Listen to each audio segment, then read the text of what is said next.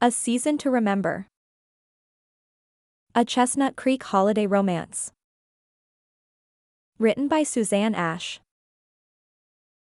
Chapter 1. Emma.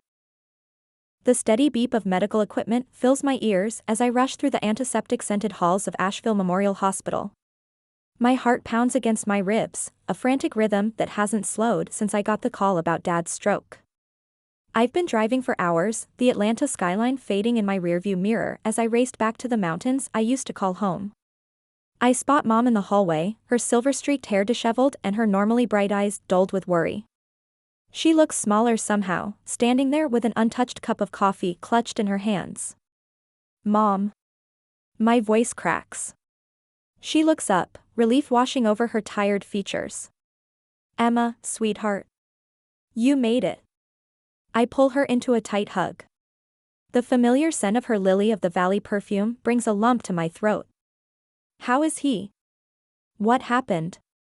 Mom takes a step back, her hands gripping my arms as if to steady herself. He's stable.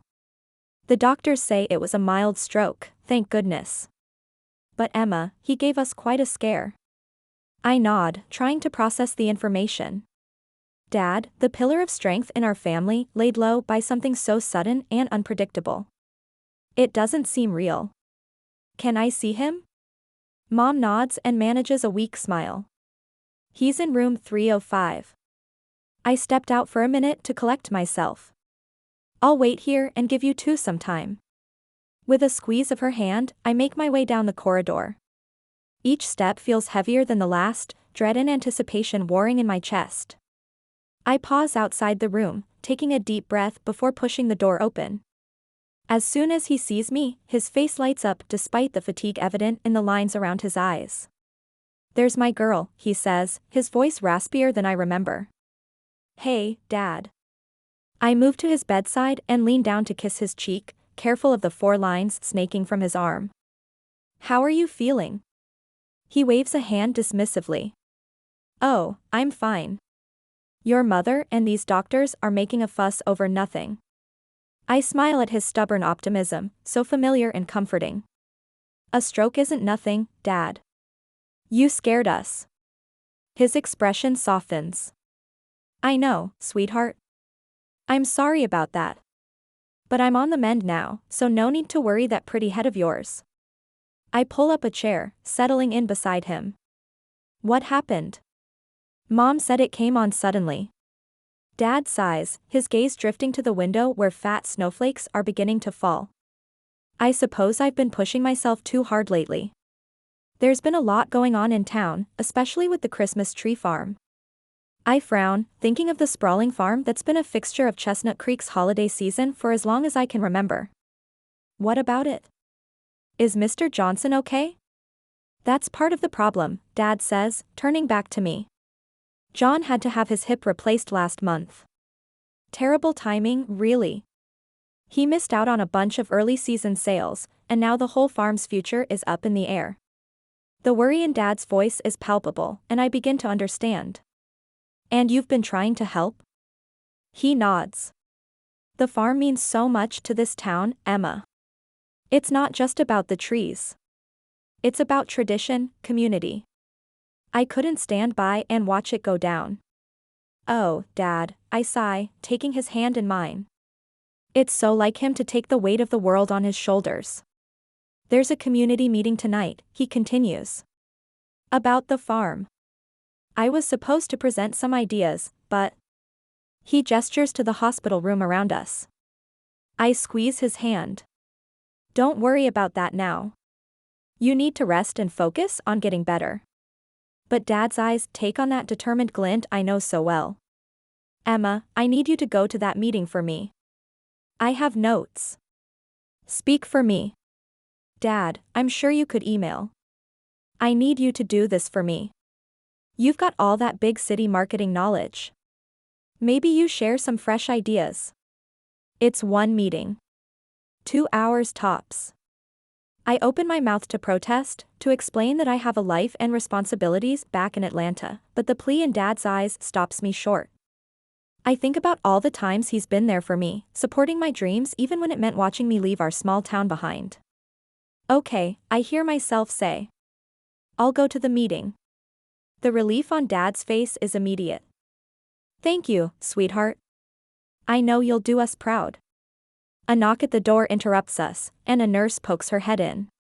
I'm sorry, but I need the room for a minute. Dad groans. They've been poking and prodding me all day. I stand, leaning over to kiss Dad's forehead. I'll be back tomorrow, okay? Try to get some sleep. He nods, already looking tired. Love you, Emma. Love you, too, Dad.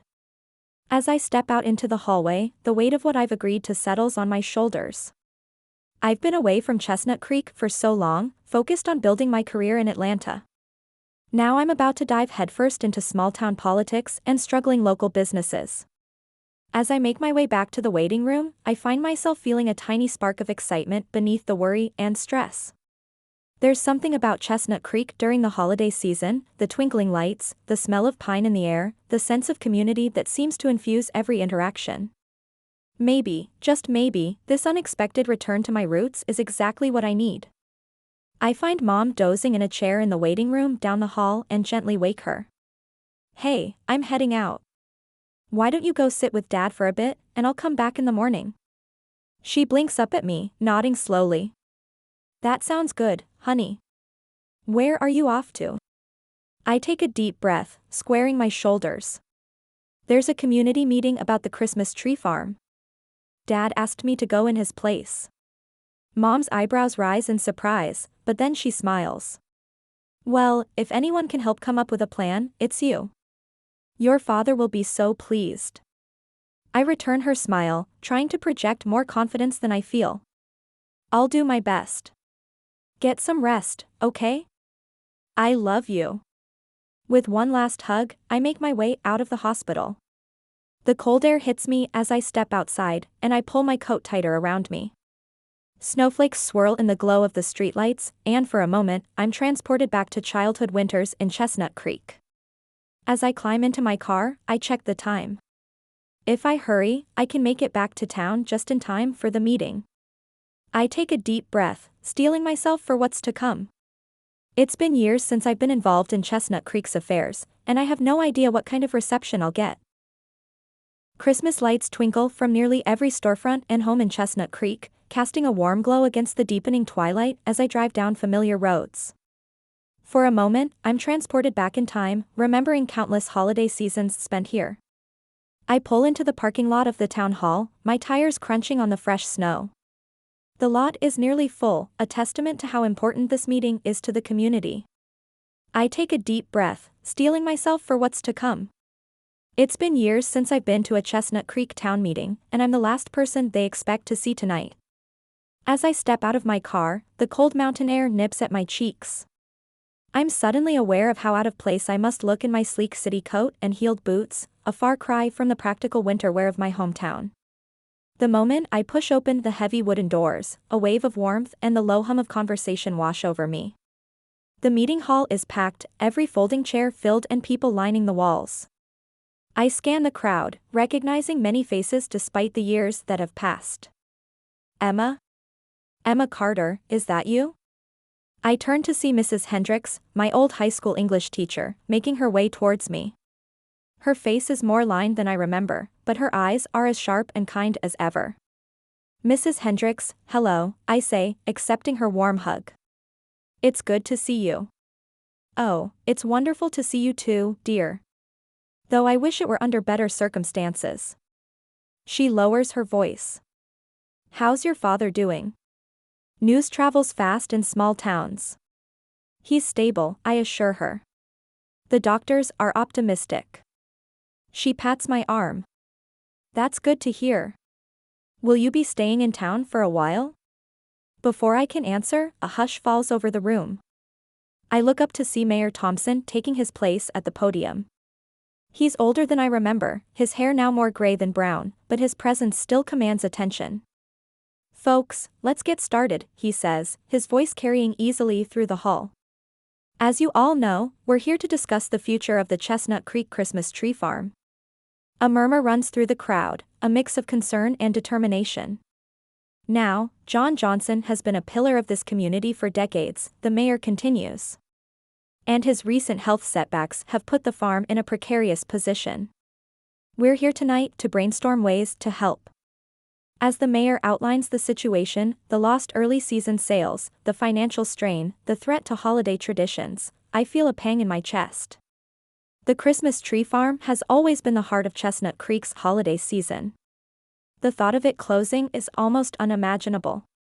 We need fresh ideas, folks, Mayor Thompson says. Ways to drum up business, to make up for lost time. The floor is open for suggestions. Several hands shoot up, and soon the air is filled with a flurry of ideas. Some suggest a massive social media campaign, others propose partnering with nearby towns for joint events. Each suggestion is met with nods of approval or furrowed brows of consideration. I find myself getting caught up in the discussion, my mind racing with potential marketing strategies. Before I know it, I'm raising my hand. Yes, Miss, oh. The mayor's eyes widen in recognition. Emma Carter. Well, this is a pleasant surprise. Please, go ahead. All eyes are on me. I swallow hard and stand, acutely aware of the whispers rippling through the crowd. Thank you, Mayor Thompson, I begin, my voice steadier than I feel. I was thinking we could organize a series of themed weekends leading up to Christmas. Each weekend could focus on a different aspect of the holiday season, with the tree farm as the centerpiece. The room is silent, waiting for more. I take a deep breath and continue. For example, we could have a Winter Wonderland weekend with ice sculptures and sleigh rides. Or a Christmas Around the World event, showcasing different cultural traditions. We could partner with local businesses to create a real festival atmosphere. As I speak, I see heads nodding, people leaning in to whisper to their neighbors. Encouraged, I press on. We could also set up a system where people can sponsor a tree for families in need. It's a way to boost sales while also giving back to the community. And of course, we'd need a strong social media presence to spread the word beyond Chestnut Creek. I pause, suddenly aware that I've been talking for quite a while. These are just initial thoughts, of course. There's a lot more we could do. Mayor Thompson is beaming. Well, folks, I'd say that's exactly the kind of fresh thinking we need. Thank you, Emma. As I sit down, I notice a flurry of excited conversation around me. Mrs. Hendricks squeezes my hand, her eyes shining with pride. That's a mighty fine idea you've got there. The deep voice comes from behind me, and I turn to find myself face to face with Sean Foster. My breath catches in my throat. Sean, my high school sweetheart, the boy I left behind when I moved to Atlanta. He's not a boy anymore, though. The years have been kind to him, adding a rugged handsomeness to his already attractive features. Sean, I manage. I didn't know you were back in town. He grins, and I feel a flutter in my stomach that I thought I'd long outgrown. Never left, actually. Took over my dad's hardware store a few years back. Before I can respond, Mayor Thompson's voice cuts through the chatter. All right, folks. We've heard some excellent suggestions tonight. But words alone won't save the farm. We need action, and we need it fast. Sean steps forward. Mayor, if I may? At the mayor's nod, he continues. I've been helping Mr. Johnson out at the farm since his surgery.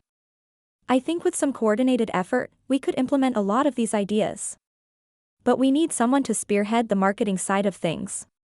His eyes find mine, and suddenly I know what's coming. Emma, he says, your ideas are exactly what we need. Would you be willing to stick around and help us put this plan into action? The room falls silent, all eyes on me once again.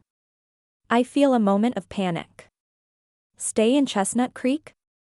I have a job in Atlanta, a life I've built for myself. But then I think of my dad in the hospital, of the worry lines on my mom's face. I think of Mr. Johnson and the Christmas tree farm that's been such an integral part of this community. And if I'm being honest with myself, I think of the tiny spark of excitement I felt when brainstorming ideas. The kind of excitement that's been missing from my corporate job for longer than I care to admit. I meet Sean's gaze, seeing the challenge and hope in his eyes. Yes, I hear myself say. Yes, I'll help. The room erupts in applause and cheers. Mayor Thompson is grinning from ear to ear, already talking about forming committees and setting up meetings. But I barely hear him. My focus is on Sean, who's looking at me with a mixture of relief and something else I can't quite define. Looks like we'll be working together, he says, extending his hand. I take it, feeling the warmth of his grip. Looks like it. As the meeting begins to break up, people coming up to welcome me back and ask about my father, I feel a whirlwind of emotions. Excitement and anxiety, a touch of nostalgia, and an undercurrent of something I'm not ready to name yet. I've just upended my entire life on an impulse, committed myself to a town I thought I'd left behind. But as I look around at the familiar faces, now alight with hope and determination, I can't bring myself to regret it. This isn't how I expected my holiday season to go. But standing here in the Chestnut Creek Town Hall, the smell of pine in the air and the sound of excitement all around me, I have a feeling it might be exactly where I'm meant to be. As I gather my things to leave, Sean appears at my elbow. Can I buy you a coffee? To discuss strategy. I hesitate for a moment, then nod. Sure, why not? I have a feeling we have a lot to talk about. Chapter 2. Sean. The bell over the door of a regular Joe rings as I step inside, shaking snow from my boots. The familiar scent of freshly ground coffee beans and cinnamon rolls wraps around me like a warm blanket. It's early, and the morning rush hasn't hit yet, but Joe's already behind the counter, wiping down the espresso machine. Morning, Sean, he calls out with a smile. The usual? I nod, making my way to the counter. Thanks, Joe. And maybe add another cup to that order. I'm meeting someone. Joe's eyebrows shoot up, a knowing glint in his eye. Oh? Anyone I know? Emma Carter, I say, trying to keep my voice casual. She's back in town, helping with the Christmas tree farm situation. Oh, and add cream to the second cup, would you? Joe lets out a low whistle. Emma Carter, huh? Now that's a blast from the past. How long's it been since she left for the big city? About 10 years, I mumble, suddenly very interested in the pastry display. Joe chuckles, starting on my order. Well, ain't that something? You two were quite the item back in high school, if I remember correctly. I feel heat creeping up my neck and silently curse the small-town memory that seems to forget nothing. Ancient history, Joe. We're just working together on this project. Sure, he says, clearly unconvinced. Well, your work meeting is on the house today. Consider it my contribution to saving the farm. I thank him and make my way to a quiet corner table, spreading out some papers I brought along. But as I stare at the numbers and plans, my mind wanders. Emma Carter. Back in Chestnut Creek. The thought still feels surreal, like something from a dream I might have had years ago. I remember the day she left for Atlanta, her car packed to the brim, eyes shining with excitement for the future that awaited her. I'd put on a brave face, told her to knock em dead, but a part of me had hoped. The jingle of the bell snaps me out of my reverie. Emma walks in, snowflakes clinging to her hair, her cheeks flushed from the cold. For a moment, I'm transported back to high school, seeing her walk into class on a winter morning. But then she turns, scanning the cafe, and I see the woman she's become, confident, poised, a touch of the city in her stylish coat and boots. Our eyes meet, and she smiles, making her way over. I stand, suddenly unsure whether to go for a handshake or a hug. We end up in an awkward half-embrace that has me mentally kicking myself. Hi, Sean, she says, unwinding her scarf. Sorry if I'm late. I'm still getting used to these snowy roads again. No worries, I assure her, gesturing to the chair across from me.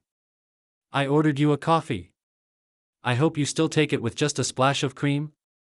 Surprise flickers across her face, followed by a warm smile. You remembered. I shrug, trying to play it cool. Some things stick with you, I guess. Joe brings over our drinks, welcoming Emma back to town before leaving us to our work. She takes her first sip, closing her eyes in appreciation and sighing deeply. I can't stop looking at her. She's changed, of course, we both have. There's a sophistication to her now, a sharpness in her gaze that speaks of boardrooms and big city deals. But there's still something so familiar, so essentially Emma, that it makes my heart ache a little. So, she says, setting down her cup. Tell me more about what's been going on with the farm. There's only so much I could gather from that town meeting. I lean forward, spreading out some of the papers I brought. Well, as you know, Mr. Johnson's hip replacement couldn't have come at a worse time. We missed out on a lot of early season sales, which is usually when we get our regular customers and big pre-orders from local businesses. Emma nods, her brow furrowing as she looks over the numbers. And I'm guessing you can't make that up with last-minute sales? Exactly. Plus, we're competing with big box stores now.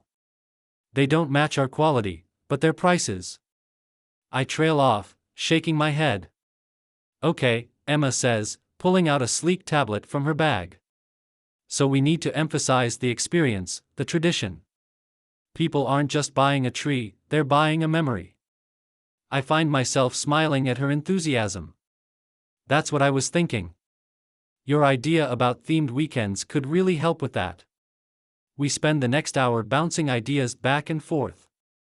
Emma's marketing knowledge is impressive, and I get caught up in her vision of cozy firesides, hot chocolate stations, and artisan craft markets scattered among the trees. We could even do a tree-cutting class, I suggest, warming to the theme. Teach people the proper technique, make it a real hands-on experience. Emma's eyes light up. Oh, I love that. And we could have a professional photographer on site for family photos. Maybe even offer a package deal, cut your own tree and get a family portrait in front of it. As we talk, I realize how well we still work together. We've always balanced each other out, her big ideas and my practical know-how, her city savvy and my small-town connections. It's like no time has passed at all. When she mentions a marketing contact in Atlanta in passing, I'm suddenly, acutely aware of all the time that has passed. And of the life she's built away from Chestnut Creek. Away from me. Sean? Emma's voice pulls me back to the present. You okay?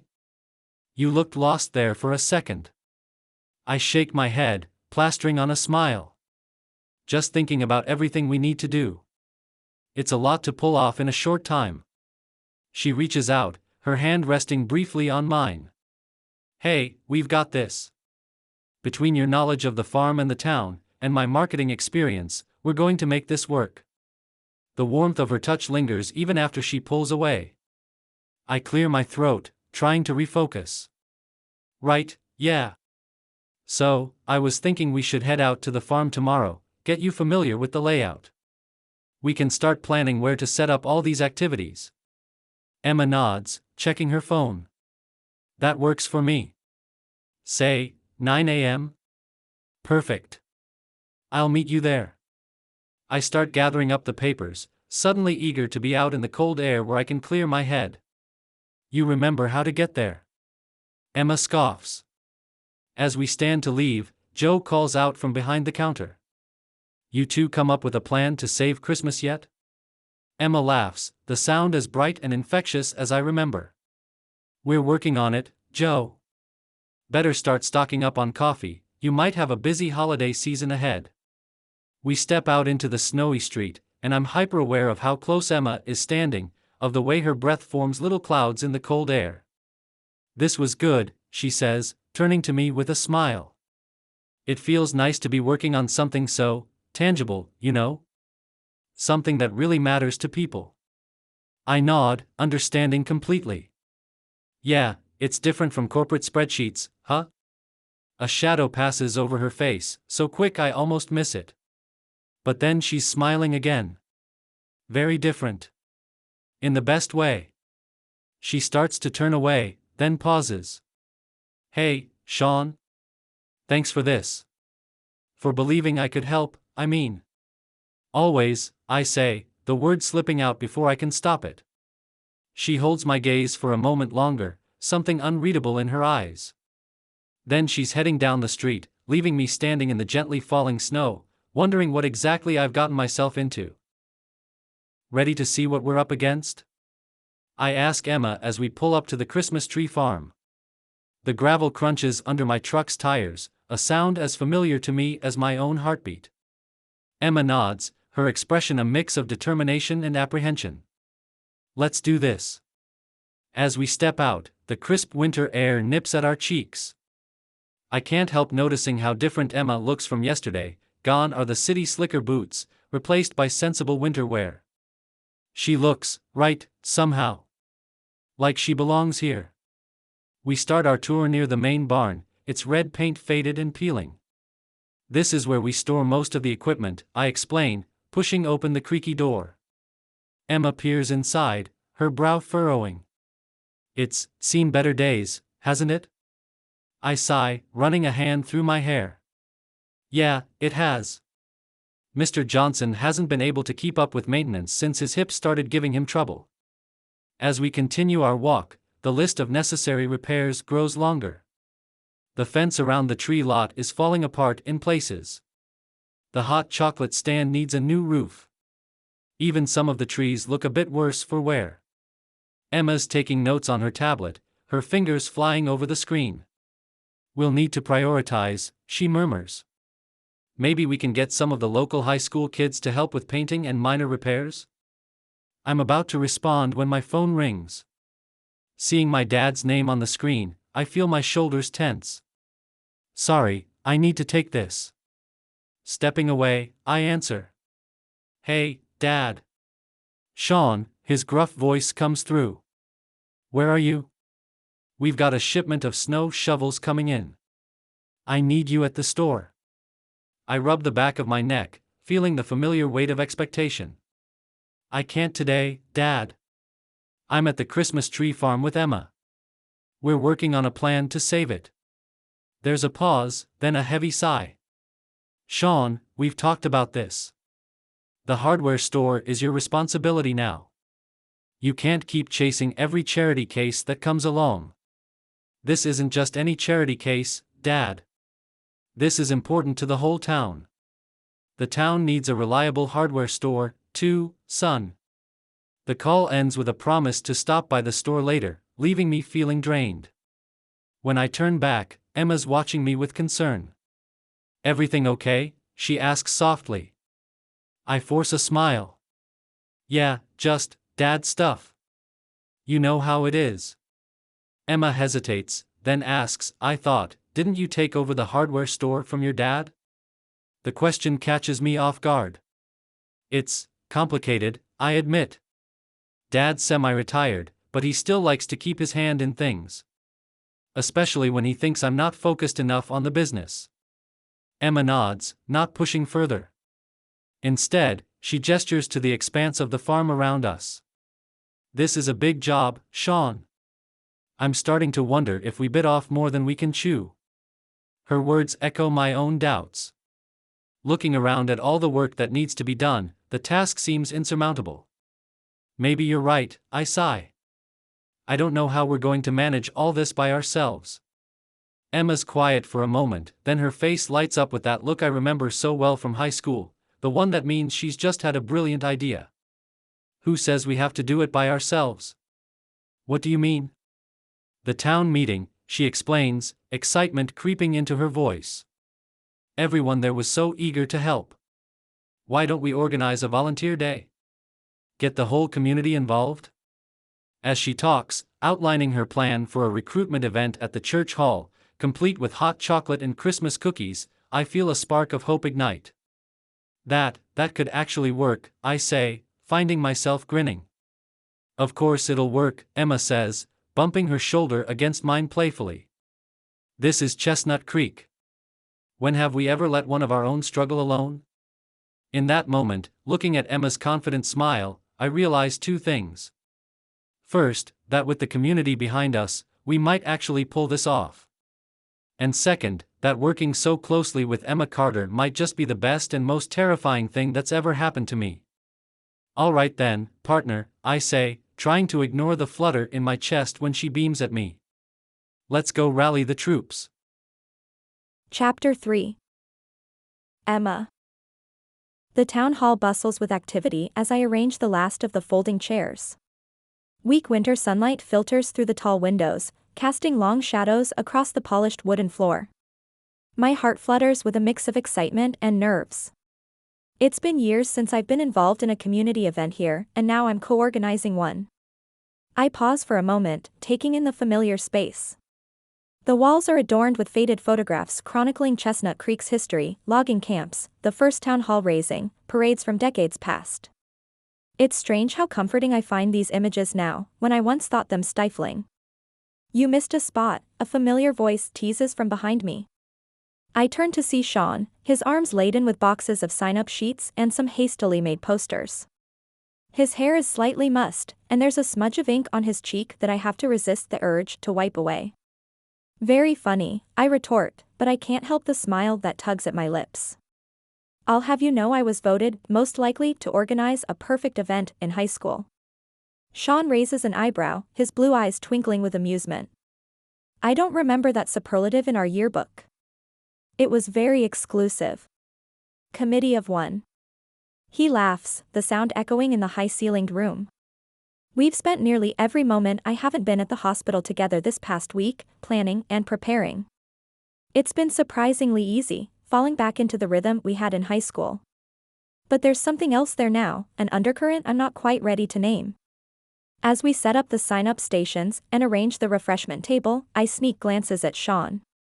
He looks good, really good, in his flannel shirt and well-worn jeans. The years have been kind to him, adding a rugged maturity to his boyish good looks. I shake my head, trying to focus on the task at hand.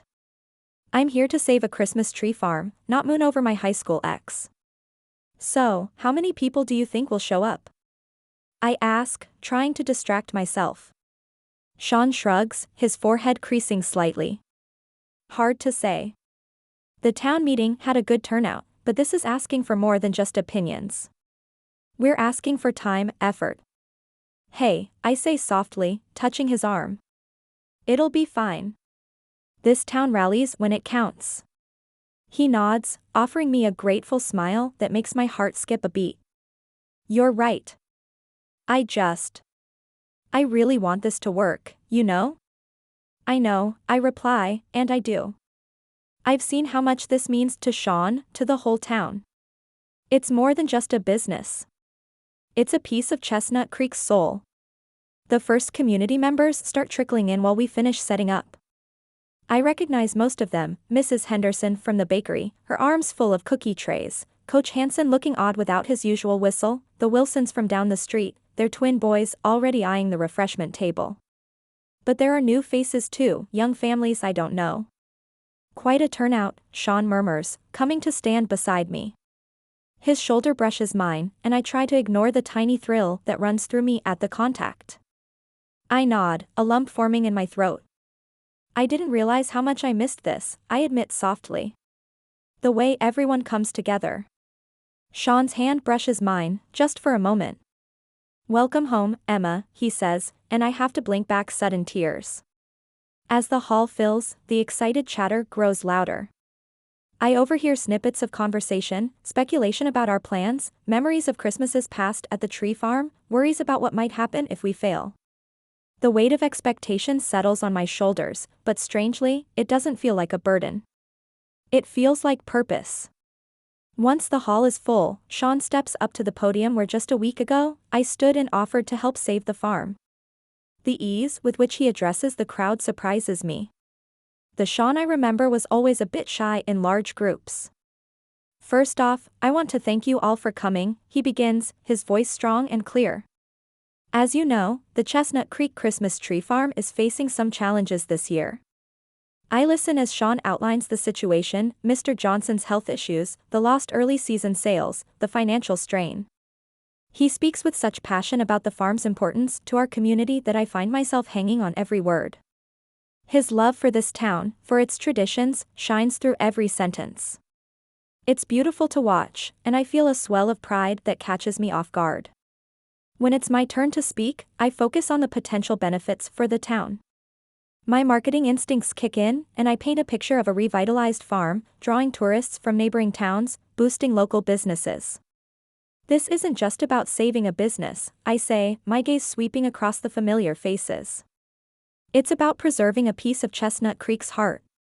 The memories we've all made there, the traditions we've built, they're worth fighting for. And together, I know we can do this. The Canday session that follows is lively. People want to know about everything from our marketing plans to whether we'll still have the annual Christmas Eve bonfire. Sean and I field the questions together, tag-teaming answers and building off each other's ideas. We fall into an easy rhythm, anticipating each other's thoughts, filling in gaps. It feels natural, like we've been doing this for years instead of days. As I watch Sean interact with our neighbors, I'm struck by how at home he seems. He knows everyone's names, asks after their families, shares inside jokes. This is his world, I realize. The world I left behind. A small part of me wonders if I could ever truly fit back into it. Finally, it's time for volunteer signups. We've set up stations around the room for different tasks, decorating, tree maintenance, event planning, and more. Ready for the rush? Sean asks with a grin, his eyes bright with excitement. I square my shoulders, feeling a surge of determination. Bring it on, Foster. The next hour flies by in a whirlwind of enthusiasm. I'm overwhelmed by the response, it seems like everyone wants to help in some way.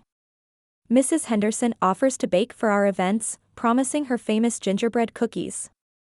The high school woodshop teacher volunteers his class to make new signage.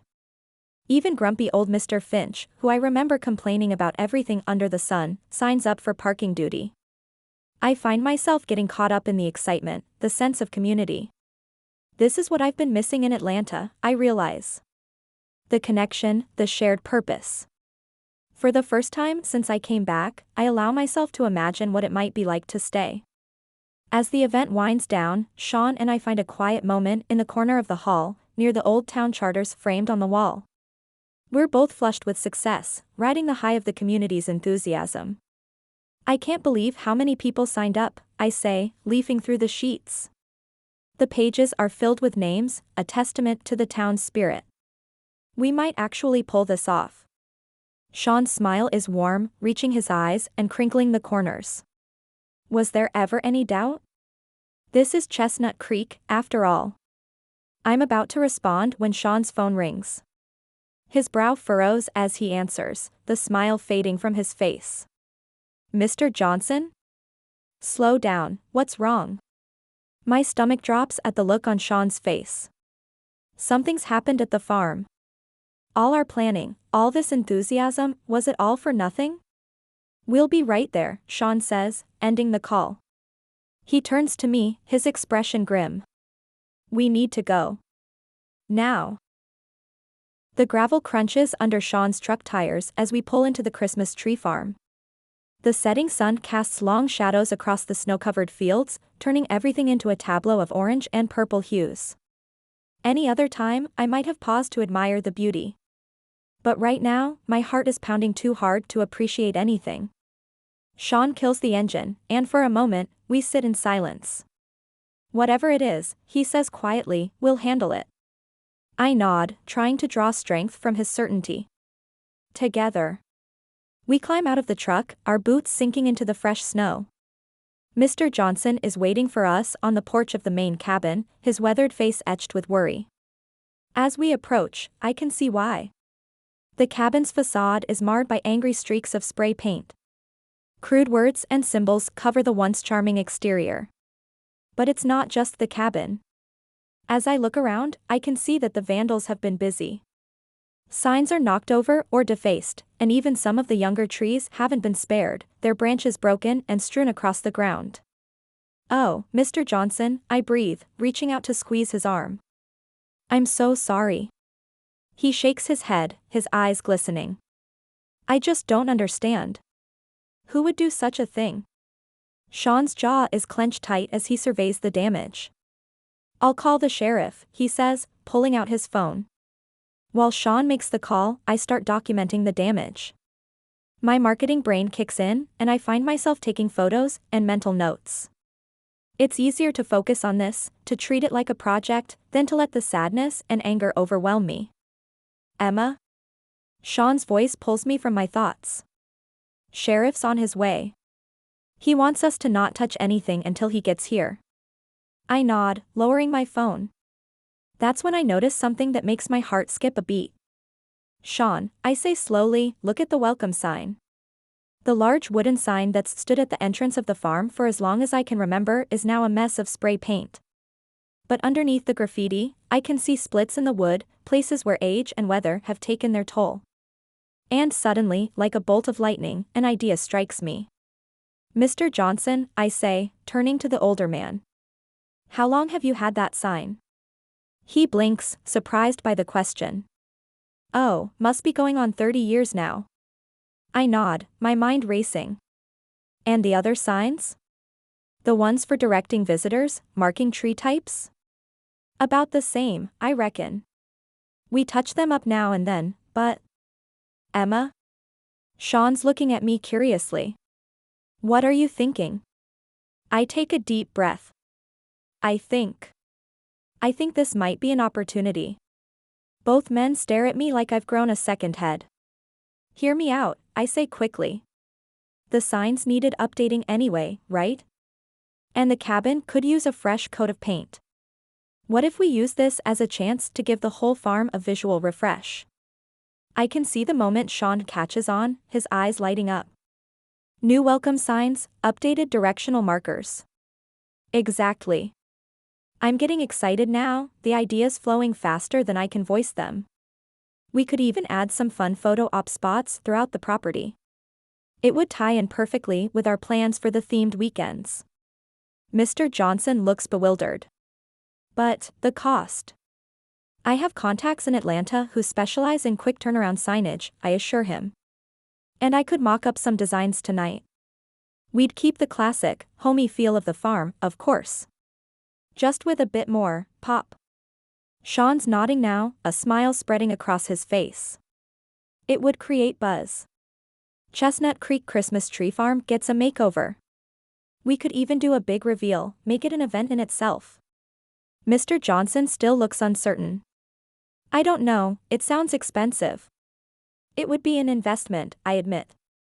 But think of the long-term benefits. And with all our new volunteers, we could turn the cleanup and repainting into community events. Sean jumps in. We could get the high school art class involved in designing some of the new elements. Make it a real town project. I can see Mr. Johnson wavering. Well, I suppose if you think it'll help. It will, I say firmly, then soften my tone. Mr. Johnson, I know this farm means the world to you. It means a lot to all of us. Let us help make it even better. He looks at me for a long moment, then nods slowly. All right then. Let's see these designs of yours, Emma. Just then, we hear the crunch of tires on gravel. Sheriff Davies has arrived, his cruiser's lights painting the snow in flashes of red and blue. As Sean goes to meet him, I turn back to Mr. Johnson. Don't worry, I tell him. We're going to make this right. The next couple of hours are a whirlwind of activity. We walk the sheriff through the damage, give our statements, and discuss increased patrols around the farm. By the time he leaves, promising to do his best to find the culprits, it's fully dark out. Sean, Mr. Johnson, and I retreat to the cabin's kitchen. As I sip the strong coffee Mr. Johnson brewed, I can't help feeling a sense of déjà vu. How many times had I sat at this very table as a kid, drinking hot chocolate, listening to Dad and Mr. Johnson talk about the crop of Christmas trees? All right, Sean says, spreading out a rough map of the farm on the table. Let's start planning. We spend the next hour brainstorming ideas for the farm's makeover. Sean's practical knowledge of the property meshes well with my marketing instincts, and even Mr. Johnson gets into the spirit, suggesting spots that have always been popular with visitors. We could put a big photo frame here, I say, pointing to a spot with a perfect view of the mountains. People love those for social media pictures. Sean nods. And over here, we could set up one of those height markers, you know? You must be this tall to cut down your own tree. Mr. Johnson chuckles. Now that's cute. The kids would love that. As we work, I find myself sneaking glances at Sean. The way his brow furrows when he's concentrating, the excitement in his voice as he shares an idea, it's all achingly familiar, yet new at the same time. I'd forgotten how good we were together, how easily we balanced each other out. Emma? Sean's voice snaps me back to the present. You okay? You looked lost in thought there. I feel a blush creeping up my neck. Oh, just thinking about logistics. There's a lot to do in a short time. He reaches across the table, his hand covering mine. Hey, we've got this. Between your big ideas and my rugged charm, how can we fail? I laugh, the tension easing out of my shoulders. Rugged charm, huh? Is that what we're calling it now? Mr. Johnson clears his throat, reminding us of his presence. But when I look over, there's a twinkle in his eye. You two remind me of me and my Ruth when we were young, he says softly. She always said there wasn't anything we couldn't do if we did it together. A comfortable silence falls over the kitchen. Outside, I can see the first flakes of a new snowfall drifting past the window. As we finish up our planning session, Sean stands up, stretching. It's getting late. We should probably call it a night. I nod, suddenly aware of how tired I am. It's been a long, emotional day. As we head out to Sean's truck, Mr. Johnson calls after us. Thank you, he says, his voice thick with emotion. Both of you. I don't know what I'd do without you. We climb into Sean's truck, the familiar scent of pine and leather enveloping us. Before starting the engine, Sean turns to me. You were amazing today, he says quietly. The way you turned this whole thing around. I'm impressed, Carter. I feel a warmth that has nothing to do with the truck's heater. We make a good team, I reply. He holds my gaze for a moment, and I think he might say something more. But then he just smiles and starts the engine.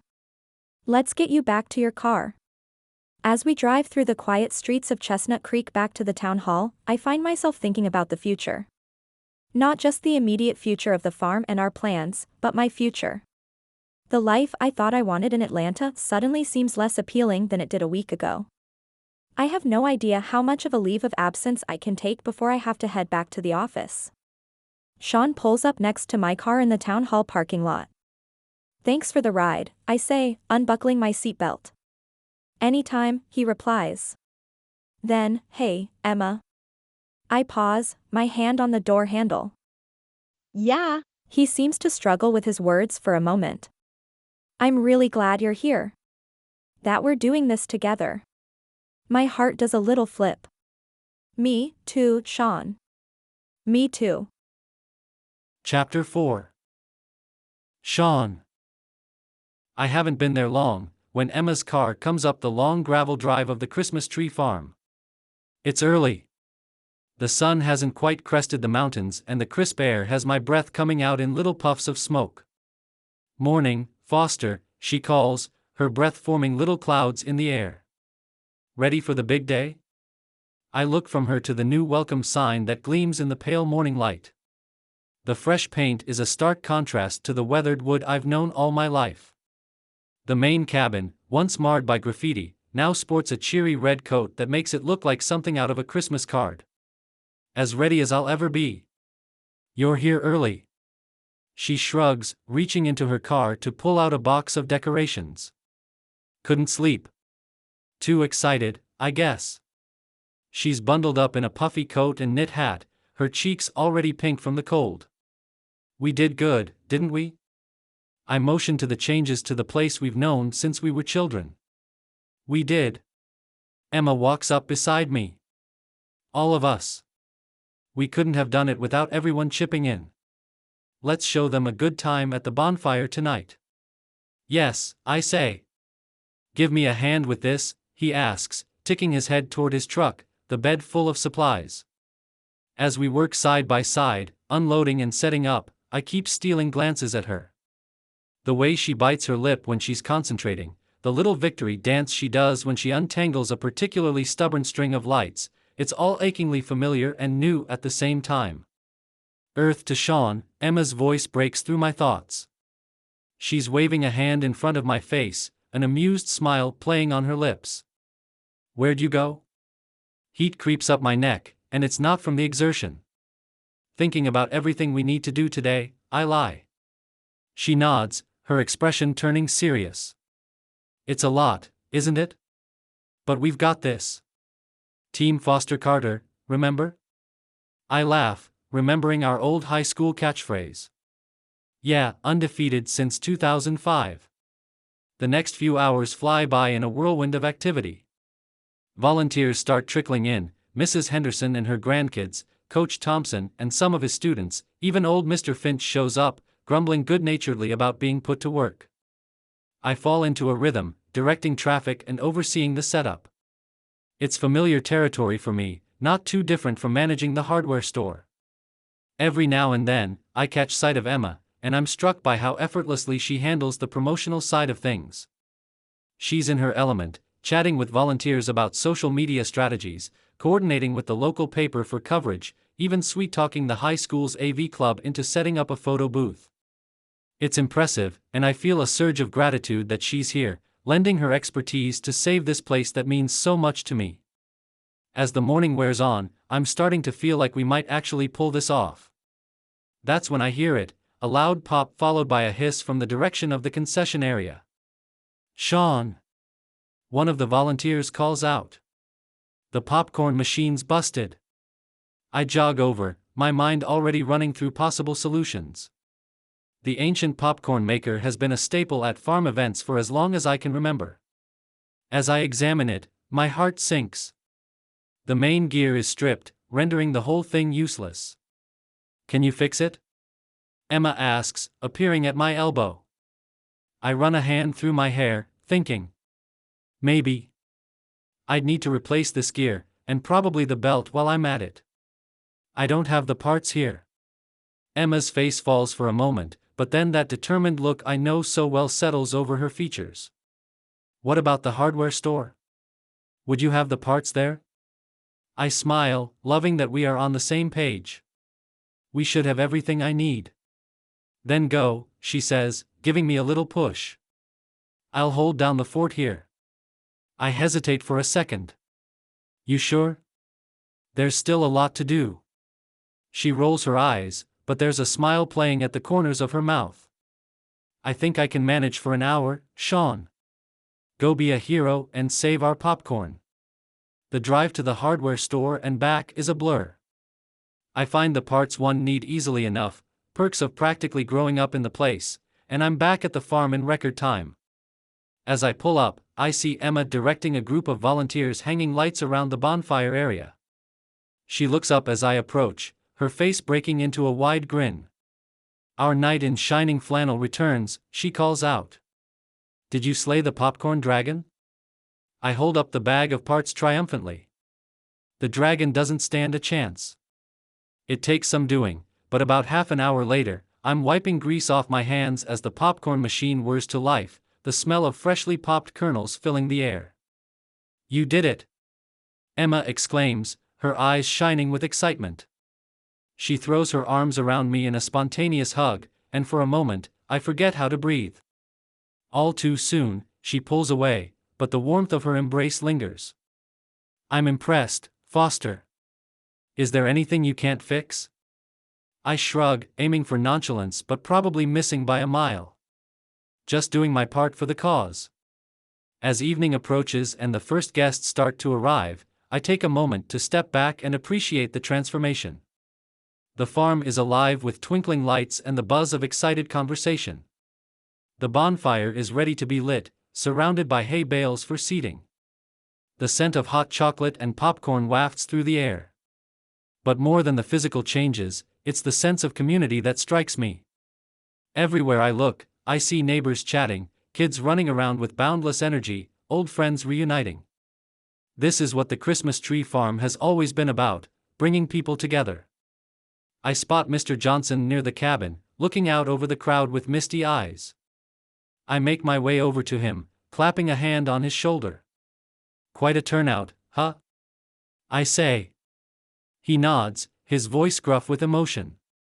I never thought, after everything that happened. Sean, I can't thank you enough. You and Emma both. I follow his gaze to where Emma is chatting animatedly with a group of guests, her laugh carrying across the yard. She must sense us looking because she turns, catching my eye. The smile she gives me is warm, and I feel something shift inside me. We're just getting started, Mr. Johnson, I say, not taking my eyes off Emma. The best is yet to come. Ladies and gentlemen, if I could have your attention please. My voice carries over the cheerful chatter of the crowd. The excitement in the air is palpable as everyone turns towards the unlit bonfire. It's time for the moment we've all been waiting for, the lighting of the Chestnut Creek Christmas Tree Farm bonfire. A cheer goes up from the gathered crowd. I catch Emma's eye across the circle of hay bales, and she gives me an encouraging nod. To do the honors, I continue, we have someone very special. The man who has been the heart and soul of this farm for longer than most of us can remember. Mr. Johnson, would you please step forward? There's a round of applause as Mr. Johnson makes his way to the front, his weathered face creased in a broad smile. Emma hands him the torch we've prepared, and emotion wells in his eyes as he takes it. Thank you all for coming out tonight, Mr. Johnson says, his voice rough with feeling. This farm has been my life's work, and to see it filled with so much joy again. It means more than I can say. He pauses, looking around at the expectant faces. But none of this would be possible without Sean and Emma. They've breathed new life into this old place, and I can't wait to see where they take it from here. A lump forms in my throat at his words, and I see Emma blinking rapidly, her eyes shining in the twilight. Mr. Johnson raises the torch. So, without further ado, let's light this fire and kick off a new chapter for the Chestnut Creek Christmas Tree Farm. With a steady hand, he lowers the torch to the carefully constructed pile of wood.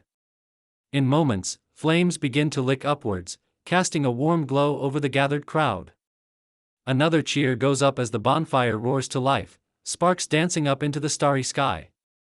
As Mr. Johnson steps back, Emma moves to stand beside me. The firelight dances across her features, and for a moment, I'm struck by how beautiful she looks.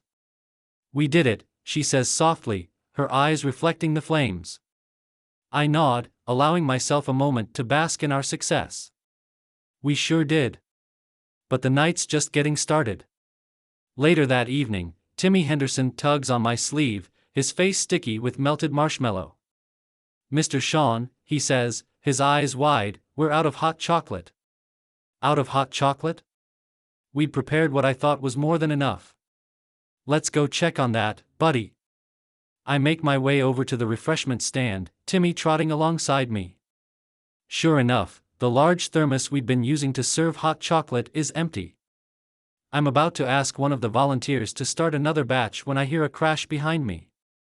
Spinning around, I see Emma, her eyes wide with shock, standing next to an overturned table. The backup thermos of hot chocolate lies on its side, its contents quickly seeping into the snow.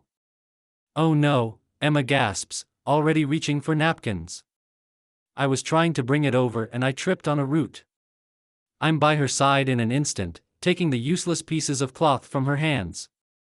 Hey, it's okay, I assure her. Accidents happen. We'll figure something out. But as I look at the rapidly diminishing crowd around the refreshment stand, I can see the disappointment on faces young and old.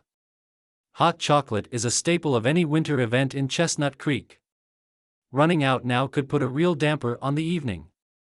Emma's brow furrows. Then, her face lights up. I have an idea, she says, pulling out her phone. Give me 2 minutes. I watch, curious, as she dials a number and steps away for a moment. When she returns, there's a triumphant smile on her face. Problem solved, she announces. Joe from the coffee shop is sending over a fresh thermos of hot chocolate. It'll be here in 10 minutes. I can't help laughing.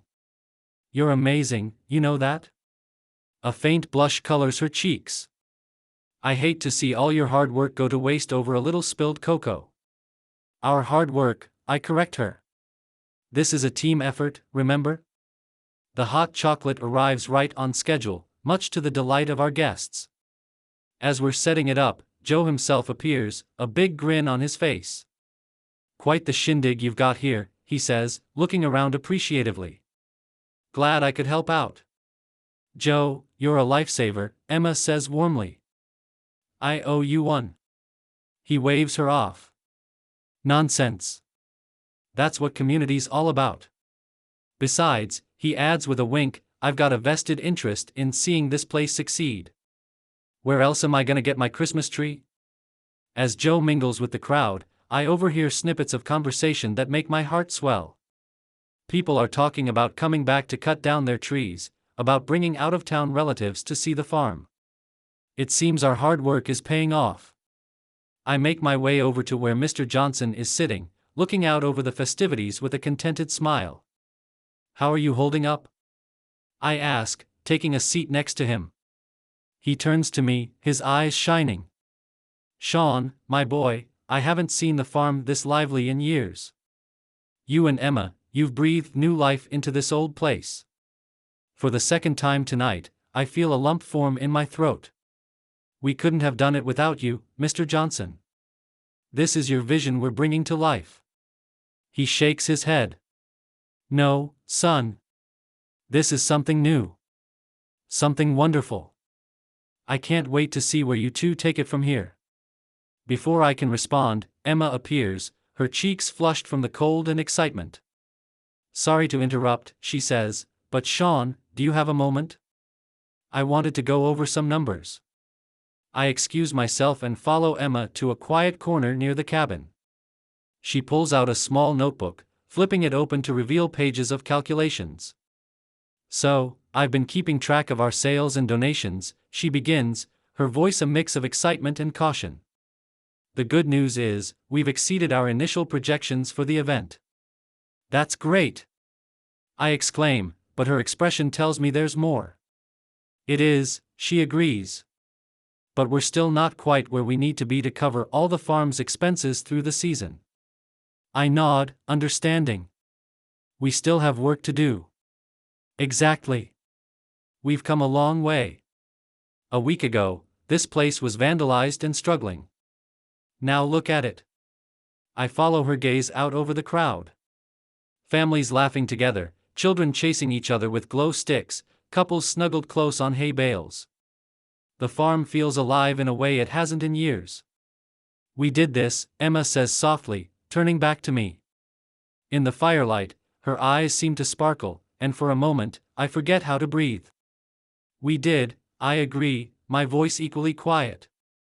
Emma, I'm not sure what I'm about to say, but suddenly, the space between us feels charged with possibility.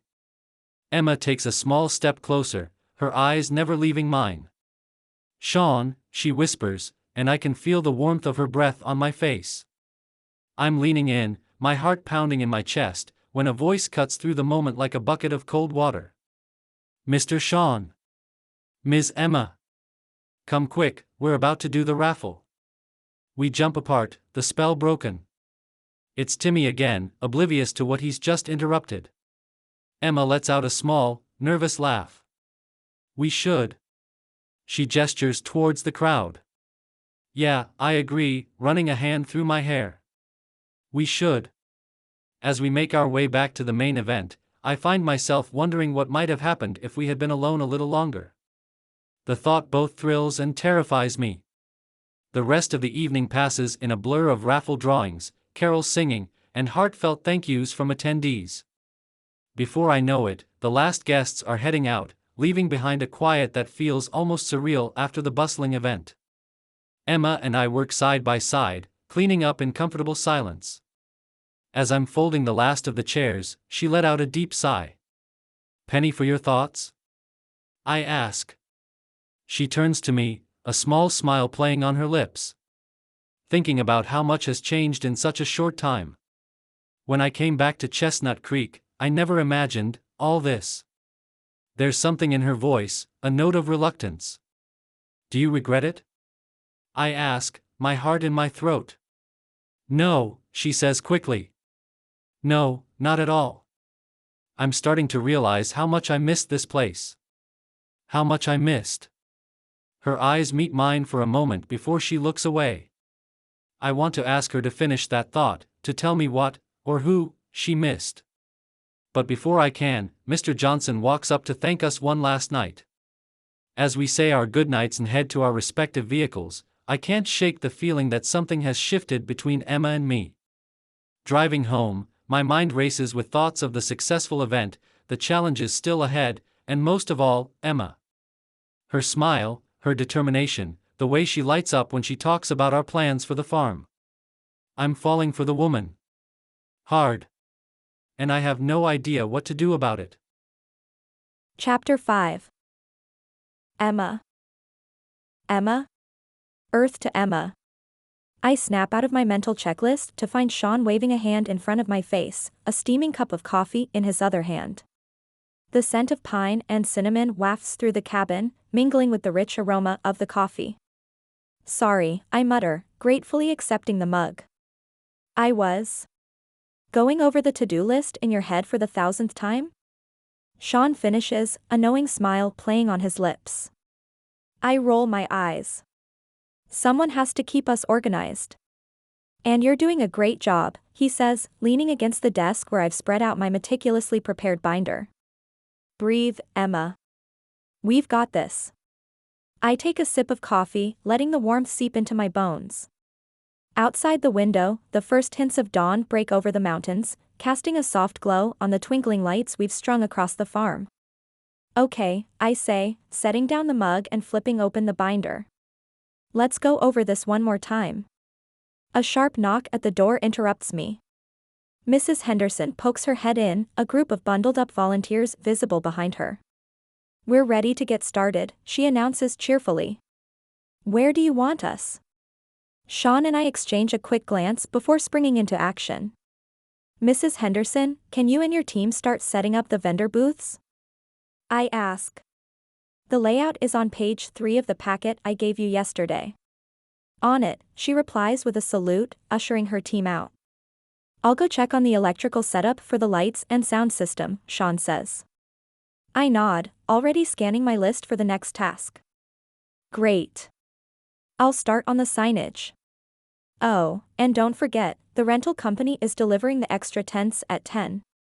Got it, Sean says, heading for the door. He pauses, turning back to me with a concerned look. Hey, try to take a breather at some point, okay? It's going to be a long day.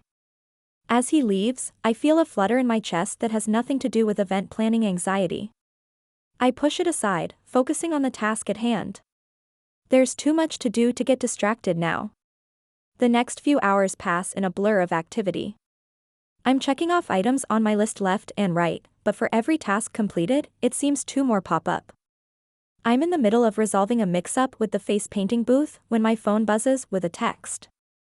No, I groan, reading the message. What's wrong? Sean asks, appearing at my side. He's got a smudge of dirt on his cheek, and his hair is mussed from running his hands through it, a sure sign he's been problem-solving. I show him the text. The Miller's maple syrup booth just cancelled. Family emergency. Sean frowns, his forehead creasing. That leaves a big gap in the layout. Can we move things around? I shake my head, frustration mounting. We've already printed the maps and programs. Moving everything now would confuse people. Before Sean can respond, we're interrupted by the rumble of an approaching truck. But instead of the rental company's van we're expecting, a massive semi pulls up, blocking the entrance to the farm. What the? Sean mutters as we approach the driver climbing down from the cab. Delivery for Chestnut Creek Christmas Market, the man announces, consulting his clipboard. I exchange a confused glance with Sean. There must be some mistake. We're expecting a few small tents from the local rental company. The driver shrugs, looking bored. All I know is I've got a shipment of party tents for this address. Want em or not? As Sean and I debate what to do about the unexpected delivery, my phone pings again. This time, it's a weather alert that makes my stomach drop. Snow, I groan, showing Sean the forecast. Starting tomorrow afternoon. Panic rises in my chest. This is too much. The vendor cancellation, the tent mix-up, and now snow? It's like the universe is conspiring against us. Hey, Sean says softly, placing a hand on my shoulder. We'll figure it out. We always do. I want to believe him, but as I look around at the half-finished preparations and think of all that could go wrong, I'm not so sure. The Christmas market is supposed to be our big chance to save the farm. What if we've bitten off more than we can chew? All right, people. I call out to the gathering volunteers after one last walkthrough. My voice carries across the quiet morning, my breath forming little clouds. Let's make this the best Christmas market Chestnut Creek has ever seen. A cheer goes up, and suddenly the farm is a flurry of activity. Vendors arrive, setting up their booths with an efficiency that makes me proud. The scent of pine mingles with cinnamon and fresh coffee as everyone prepares for the day ahead. I'm in the middle of helping Mrs. Henderson arrange her famous gingerbread cookies when I spot Sean across the way. He's talking to a group of high school students who've volunteered to run the children's craft area, his easy smile and relaxed posture a stark contrast to my own nervous energy. Ready? Sean asks, appearing at my side. It's time to get this party started. I nod, trying to project more confidence than I feel. Let's do this. As we open the gates, the crowd pours in, their excited chatter filling the air.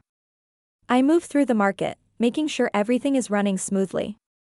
The petting zoo is a hit with the kids, the craft booths are bustling, and the air is filled with the sound of Christmas carols. I'm just starting to relax when I hear it, or rather, don't hear it. The music has stopped. I rush over to the central stage area where the high school choir is supposed to be performing. What's going on?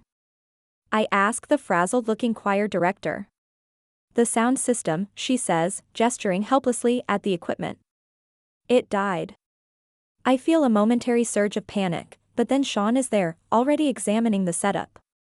Looks like a blown fuse, he says, his voice calm. I think I can fix this. Emma, can you stall? I nod, turning to the waiting crowd with what I hope is a reassuring smile. Ladies and gentlemen, we're experiencing some technical difficulties. But don't worry. While we get that sorted out, how about we all join in for some good old-fashioned caroling? To my relief, the crowd responds enthusiastically. Soon, the air is filled with 100 voices singing Jingle Bells. I catch Sean's eye as he works on the sound system, and we share a quick smile. Crisis averted. By mid-afternoon, the market is in full swing. The threatened snow has held off, though the sky is heavy with the promise of it. I'm taking a moment to catch my breath when Sean finds me. Hey, he says, handing me a steaming cup of hot chocolate. Thought you could use this. My hero, I reply, gratefully accepting the cup. How's it going on your end? Good, he nods. Really good, actually. I've been talking to some of the vendors, and sales are through the roof. I feel a surge of relief and pride. Really? That's fantastic. Yeah. It is, Sean agrees, his smile soft. You did it, Emma. This whole thing, it's amazing. I'm about to protest that it was a team effort when I notice how close we're standing. Sean's eyes are on mine, warm and full of something I'm almost afraid to name. For a moment, the bustle of the market fades away, and it's just us. Sean, I. Ms. Emma. A young voice cuts through the moment. We step apart as Timmy Henderson runs up, his face smeared with what looks like face paint and cotton candy. Ms. Emma, we need more glue sticks for the craft table. I laugh, the spell broken. Duty calls, I say to Sean. Go, he says with a wistful smile. I'll check in with you later. As I help Timmy find more glue sticks, I can't help wondering what might have happened if we hadn't been interrupted. But there's no time to dwell on it now. The rest of the afternoon passes in a blur of activity. I'm constantly on the move, solving minor crises, chatting with happy visitors, and making sure everything runs smoothly. It's exhausting, but exhilarating too. As the day begins to wind down, I notice Sean off to the side, talking intently on his phone. His brow is furrowed, and he's running his hand through his hair. I make a mental note to ask him about it later. Finally, as the last visitors leave and the vendors start packing up, I allow myself to relax. We did it. The Christmas market was a success. All right, team, I call out to our tired but happy volunteers. Let's get this place cleaned up, and then I think we all deserve a celebration. The cleanup goes quickly with everyone pitching in. As I'm doing a final sweep of the grounds, I spot Sean by the main cabin, a stack of papers in his hand. Hey, I say, approaching him. What's that? He looks up, a grin spreading across his face. This, he says, waving the papers, is our tally for the day. Want to see? We huddle together over the numbers, and I feel my eyes widen. Is this right? I ask, hardly daring to believe it. Sean nods, his smile even wider now. We didn't just meet our goal, Emma. We blew it out of the water. Without thinking, I throw my arms around him in a hug. He stiffens for a moment in surprise, then returns the embrace. For a moment, we just stand there, the weight of our success sinking in. As we pull apart, there's a charged moment where we're standing close, his hand still on my waist, mine on his shoulders. But before either of us can say anything, my phone rings, shattering the moment. I glance at the screen and feel my stomach drop. It's my boss from Atlanta. I should take this, I say, stepping back. Sean nods, his expression unreadable. Sure. I'll go help with the last of the cleanup. As he walks away, I answer the phone. Hello? Emma. My boss's voice is cheerful. How's our small-town girl doing? Listen, I know you're taking some personal time, but we've got a big pitch coming up next week. The client's asking for you specifically. How soon can you be back in Atlanta? A cold weight settles in my stomach, and it has nothing to do with the snow that's finally starting to fall. I'm not sure, I stammer. Can I get back to you? After ending the call, I stand there for a moment, watching the snow begin to dust the now empty market grounds. The twinkling lights, the lingering scent of pine and cinnamon, the warmth of the community I've rediscovered, it all suddenly feels fragile, like a snow globe about to be shaken. I've been so caught up in saving the farm, in reconnecting with Chestnut Creek and with Sean, that I'd almost forgotten about my life in Atlanta. My career, my apartment, my friends there. Things I should get back to. As I walk back towards the cabin, I see Sean laughing with some of the volunteers, his face lit up with pride. My heart does a little flip, and I realize with startling clarity that I'm falling for him. Again. Or maybe I never really stopped. But how can I explore these feelings when I don't even know where I'll be next week? Or next month? How can I commit to anything here when my whole life is still in Atlanta? Chapter 6. Sean. Emma? I call out, pushing open the creaky door of the main cabin. The warm air inside, heavy with the scent of old wood and fresh paper, is a stark contrast to the crisp morning chill. Back here. Her voice echoes from the rear of the building.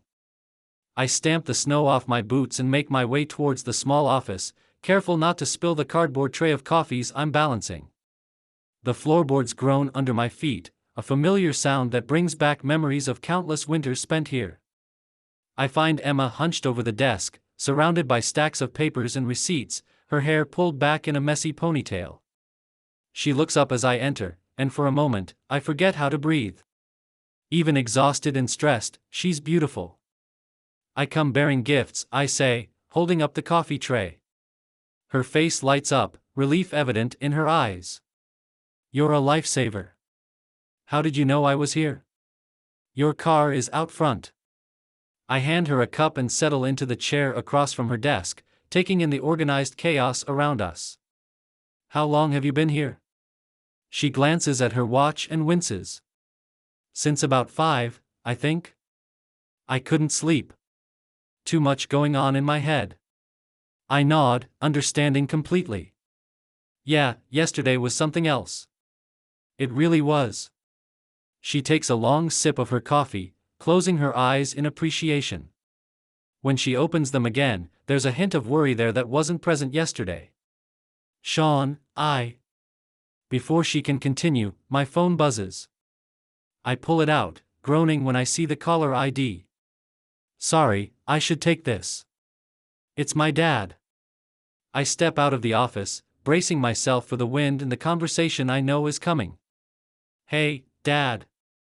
Sean. His gruff voice comes through, tinged with annoyance. Where are you? We've got a shipment of winter supplies coming in this morning. I run a hand through my hair, frustration building. I'm at the farm, Dad. We had the big market yesterday, remember? There's a lot to wrap up here. The farm. He says it like it's a dirty word. Sean, we've talked about this. The hardware store is your responsibility.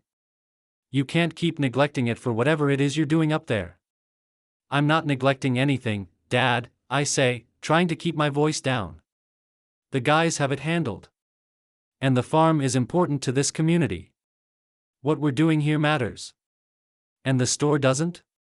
He scoffs. That store has been in our family for generations, Sean. It's put food on our table, clothes on your back. And now you're too good for it?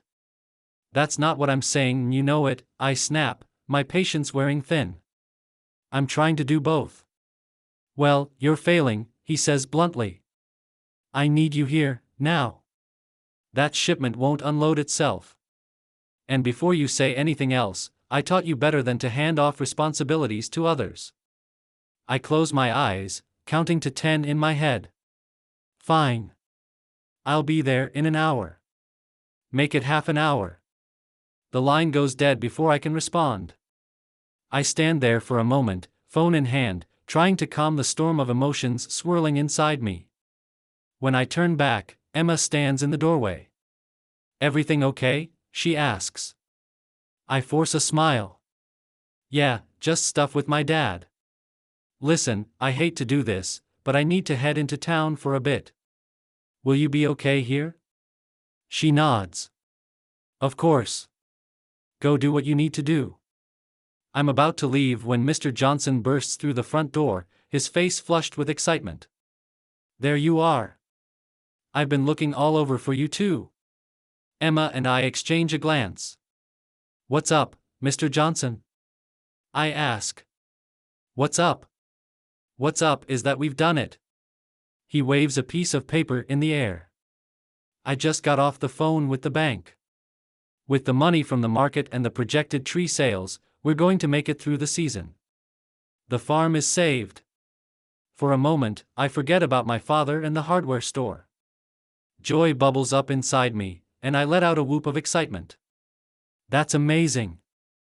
I turn to Emma, expecting to see her equally thrilled. That's wonderful news, Mr. Johnson, she says, the smile on her face not quite reaching her eyes. All our hard work paid off. Mr. Johnson doesn't seem to notice her subdued reaction. He's too busy outlining his plans for the future. And this is just the beginning, he says, his eyes twinkling. With you two at the helm, who knows what we could accomplish next year? Why, I wouldn't be surprised if we became the biggest Christmas tree farm in the state. I like the idea. The thought of continuing to work on the farm, of building something with Emma. When I glance her way, she's looking down, fidgeting with the hem of her sweater. That sounds great, Mr. Johnson, I say. But let's focus on getting through this season first. He laughs, clapping me on the shoulder. Always the practical one, Sean. You two make a great team, you know that? Reminds me of me and my Maggie when we were your age. Heat creeps up my neck, and I don't dare look at Emma. Thanks, Mr. Johnson. Listen, I hate to cut this short, but I've got to run into town for a bit. We'll talk more later, okay? He nods, still beaming. Of course, of course. Go on, then. Emma and I can start planning for next year. As I head out, I catch Emma's eye. I can't quite read her expression, but something's definitely off. I'll be back soon, I say. She nods, already turning back to Mr. Johnson. the drive into town is a blur. My mind is pulled in a dozen different directions: the farm's success, my father's disappointment, Emma's strange behavior. By the time I pull up to the hardware store, I'm a mess. My father is waiting outside, arms crossed, a scowl on his face. "You're late," he says by way of greeting. "Nice to see you too, Dad," I mutter, following him inside. As we start unloading the shipment, I think about Emma back at the farm. About the future Mr. Johnson was so excitedly planning. About the look in Emma's eyes that seemed to say she might not be a part of that future. I want to be excited about the farm's success. I want to be here, present, doing my duty at the store. But all I can think about is getting back to Emma, figuring out what's going on in that brilliant head of hers. Because the truth is, no matter how successful the farm becomes, no matter how much my father needs me here, none of it means anything if Emma's not by my side. The bell above the hardware store's door jingles as I push it open, the sound grating on my already frayed nerves. I've spent the last few hours unloading inventory and fielding thinly veiled criticisms from my father. Now, all I want is to find Emma and clear the air. "Heading out?" Dad's gruff voice calls from behind the counter. I turn, steeling myself for another confrontation. "Yeah. I told you I needed to get back to the farm." He sighs, setting down the ledger he's been poring over. "Sean, we need to talk about this." "About what, Dad?" I can hear the edge in my voice, but I'm too tired to soften it. "This obsession with the Christmas tree farm. It's not sustainable, son. You have responsibilities here." I run a hand through my hair, frustration bubbling up. "It's not an obsession. It's important to the community. To me. More important than the family business?" He raises an eyebrow, challenging me. The question hangs in the air between us, heavy with unspoken expectations and years of tension. I want to argue, to make him understand, but I know it's pointless. We've had this conversation too many times before. "I'll be back tomorrow," I say instead, turning towards the door. "Sean." But I'm already out, the cold air a welcome relief after the stifling atmosphere inside. The drive back to the farm seems to take forever, my mind racing with everything I want to say to Emma. By the time I pull up to the main cabin, the sun is starting to dip low on the horizon, casting long shadows across the snow-covered ground. Emma's car is still here, but the cabin is dark and empty. For a moment, panic grips me. Then I spot a familiar figure in the distance, heading towards the old treehouse at the edge of the property. My feet crunch in the snow as I make my way towards her. She turns, her expression a mix of surprise and something else I can't quite read. "Hey," I call out, my breath forming little clouds in the cold air. "Hey." Her voice is soft. "I thought you'd be stuck at the store all night." I shake my head, coming to a stop beside her. "Couldn't stay away. Too much unfinished business here." She nods, looking towards the treehouse. "I was reminiscing, I guess. Remember how much time we used to spend up there? How could I forget?" I smile, memories flooding back. "Pretty sure I still have a scar from when you dared me to jump from the top branch." Emma laughs, the sound warming me more than any coat could. "Hey, I told you not to do it. Not my fault you were trying to show off. Can you blame me? I was trying to impress the prettiest girl in Chestnut Creek." The words slip out before I can stop them, and Emma's eyes widen. For a moment, we stand there, the weight of the past and the uncertainty of the future hanging between us. "Emma," I start, just as she says, "Sean." "You first," I say, gesturing for her to continue. She takes a deep breath, wrapping her arms around herself. "I heard part of your conversation with your dad this morning. I wasn't trying to eavesdrop." "It's okay," I interrupt, sighing. "It's not exactly a secret that things are tense between us. Want to talk about it?" she asks, her eyes full of concern. I nod towards the treehouse. "How about up there? For old time's sake?" A small smile plays on her lips. "Race you to the top?" Before I can respond, she's off, scrambling up the old wooden ladder with a grace that belies her years away from Chestnut Creek. I follow close behind, my longer reach allowing me to catch up just as we tumble into the small wooden structure. For a moment, we're both breathless with laughter, sprawled on the worn planks. It feels like we're teenagers again, without a care in the world beyond the borders of our small town. But reality creeps back in as we settle, sitting cross-legged across from each other in the cramped space. "So," Emma says. "You and your dad?" I sigh, running my hand along the worn wooden floor. "It's complicated. I've taken over the store, but Dad can't seem to let go. He's supposed to be retired, but he's always there, looking over my shoulder, second-guessing every decision I make." Emma nods, encouraging me to continue. "The store needs to change, to adapt. We're losing business to the big box stores and online retailers." "I have ideas," I shrug. "Like what?" Her eyes don't leave mine. "Expanding our services, modernizing our inventory system, maybe even starting an online presence," I say. But Dad shuts down every suggestion. He wants everything to stay exactly the same as it's always been. I shake my head. It's like he doesn't trust me to run the business he spent his life building. And I get it, I do. The store is his legacy. But if we don't change, we won't survive. And he can't seem to understand that. "That's why you're spending so much time with me here." Understanding flashes in her eyes. "Partly," I admit. "But it's more than that. Being back here, working on the farm, seeing how much it means to the community, it's made me realize there's so much more I could be doing. More than just selling nails and light bulbs." Emma nods. "But the store is your family legacy." "Yeah." The word comes out heavier than I intend. And believe me, I know how lucky I am to have that. But sometimes I wonder if it's more of a cage than a gift, you know? "I get it," Emma says softly. "More than you know." There's something in her tone that makes me look up. "Emma, what's going on?" She bites her lip and looks down at the floor. "I got a call. From my boss in Atlanta." "Okay?" "I have a bad feeling about this. There's a big pitch coming up. They want me back. Soon. I want to beg her to stay." "What are you going to do?" I ask instead. "I don't know. I love my job, I've worked so hard to get where I am. But being back here, working on the farm, being with. I prompt, my heart racing. Before she can answer, a snowflake drifts through the open window of the treehouse, landing on her cheek.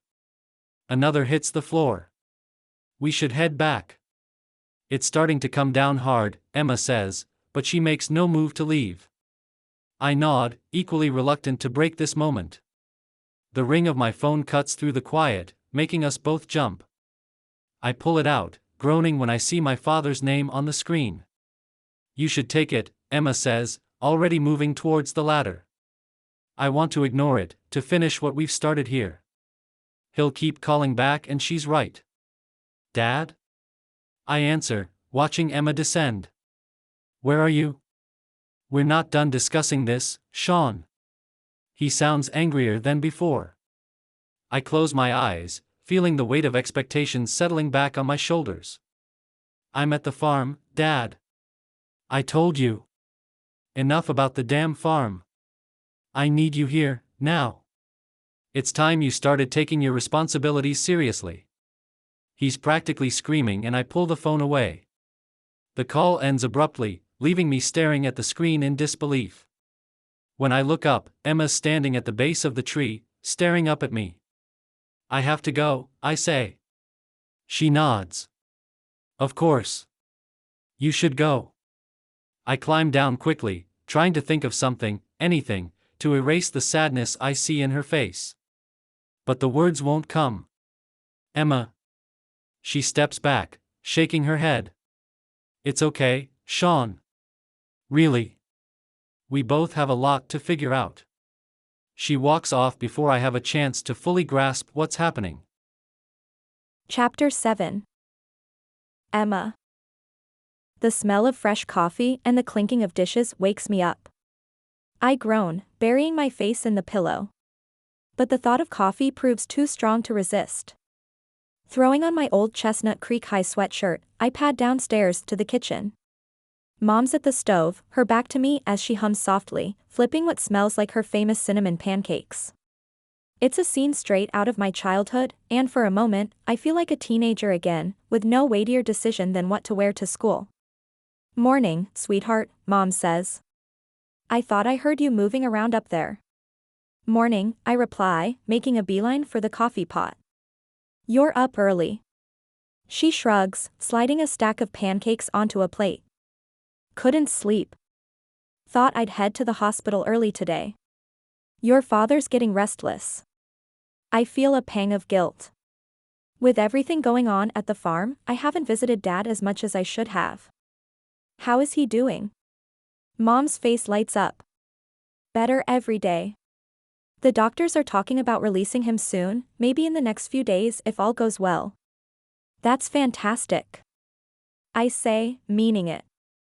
The knot of worry that's been sitting in my chest since I got that first call about Dad's stroke loosens a bit. We settle at the kitchen table, the familiar scratched wood comforting under my fingertips. For a few minutes, we eat in companionable silence, the only sounds the clink of forks against plates and the soft ticking of the old clock on the wall. "So," Mom says finally, setting down her coffee mug. "Want to tell me what's keeping you up at night?" I look up, startled. "What do you mean?"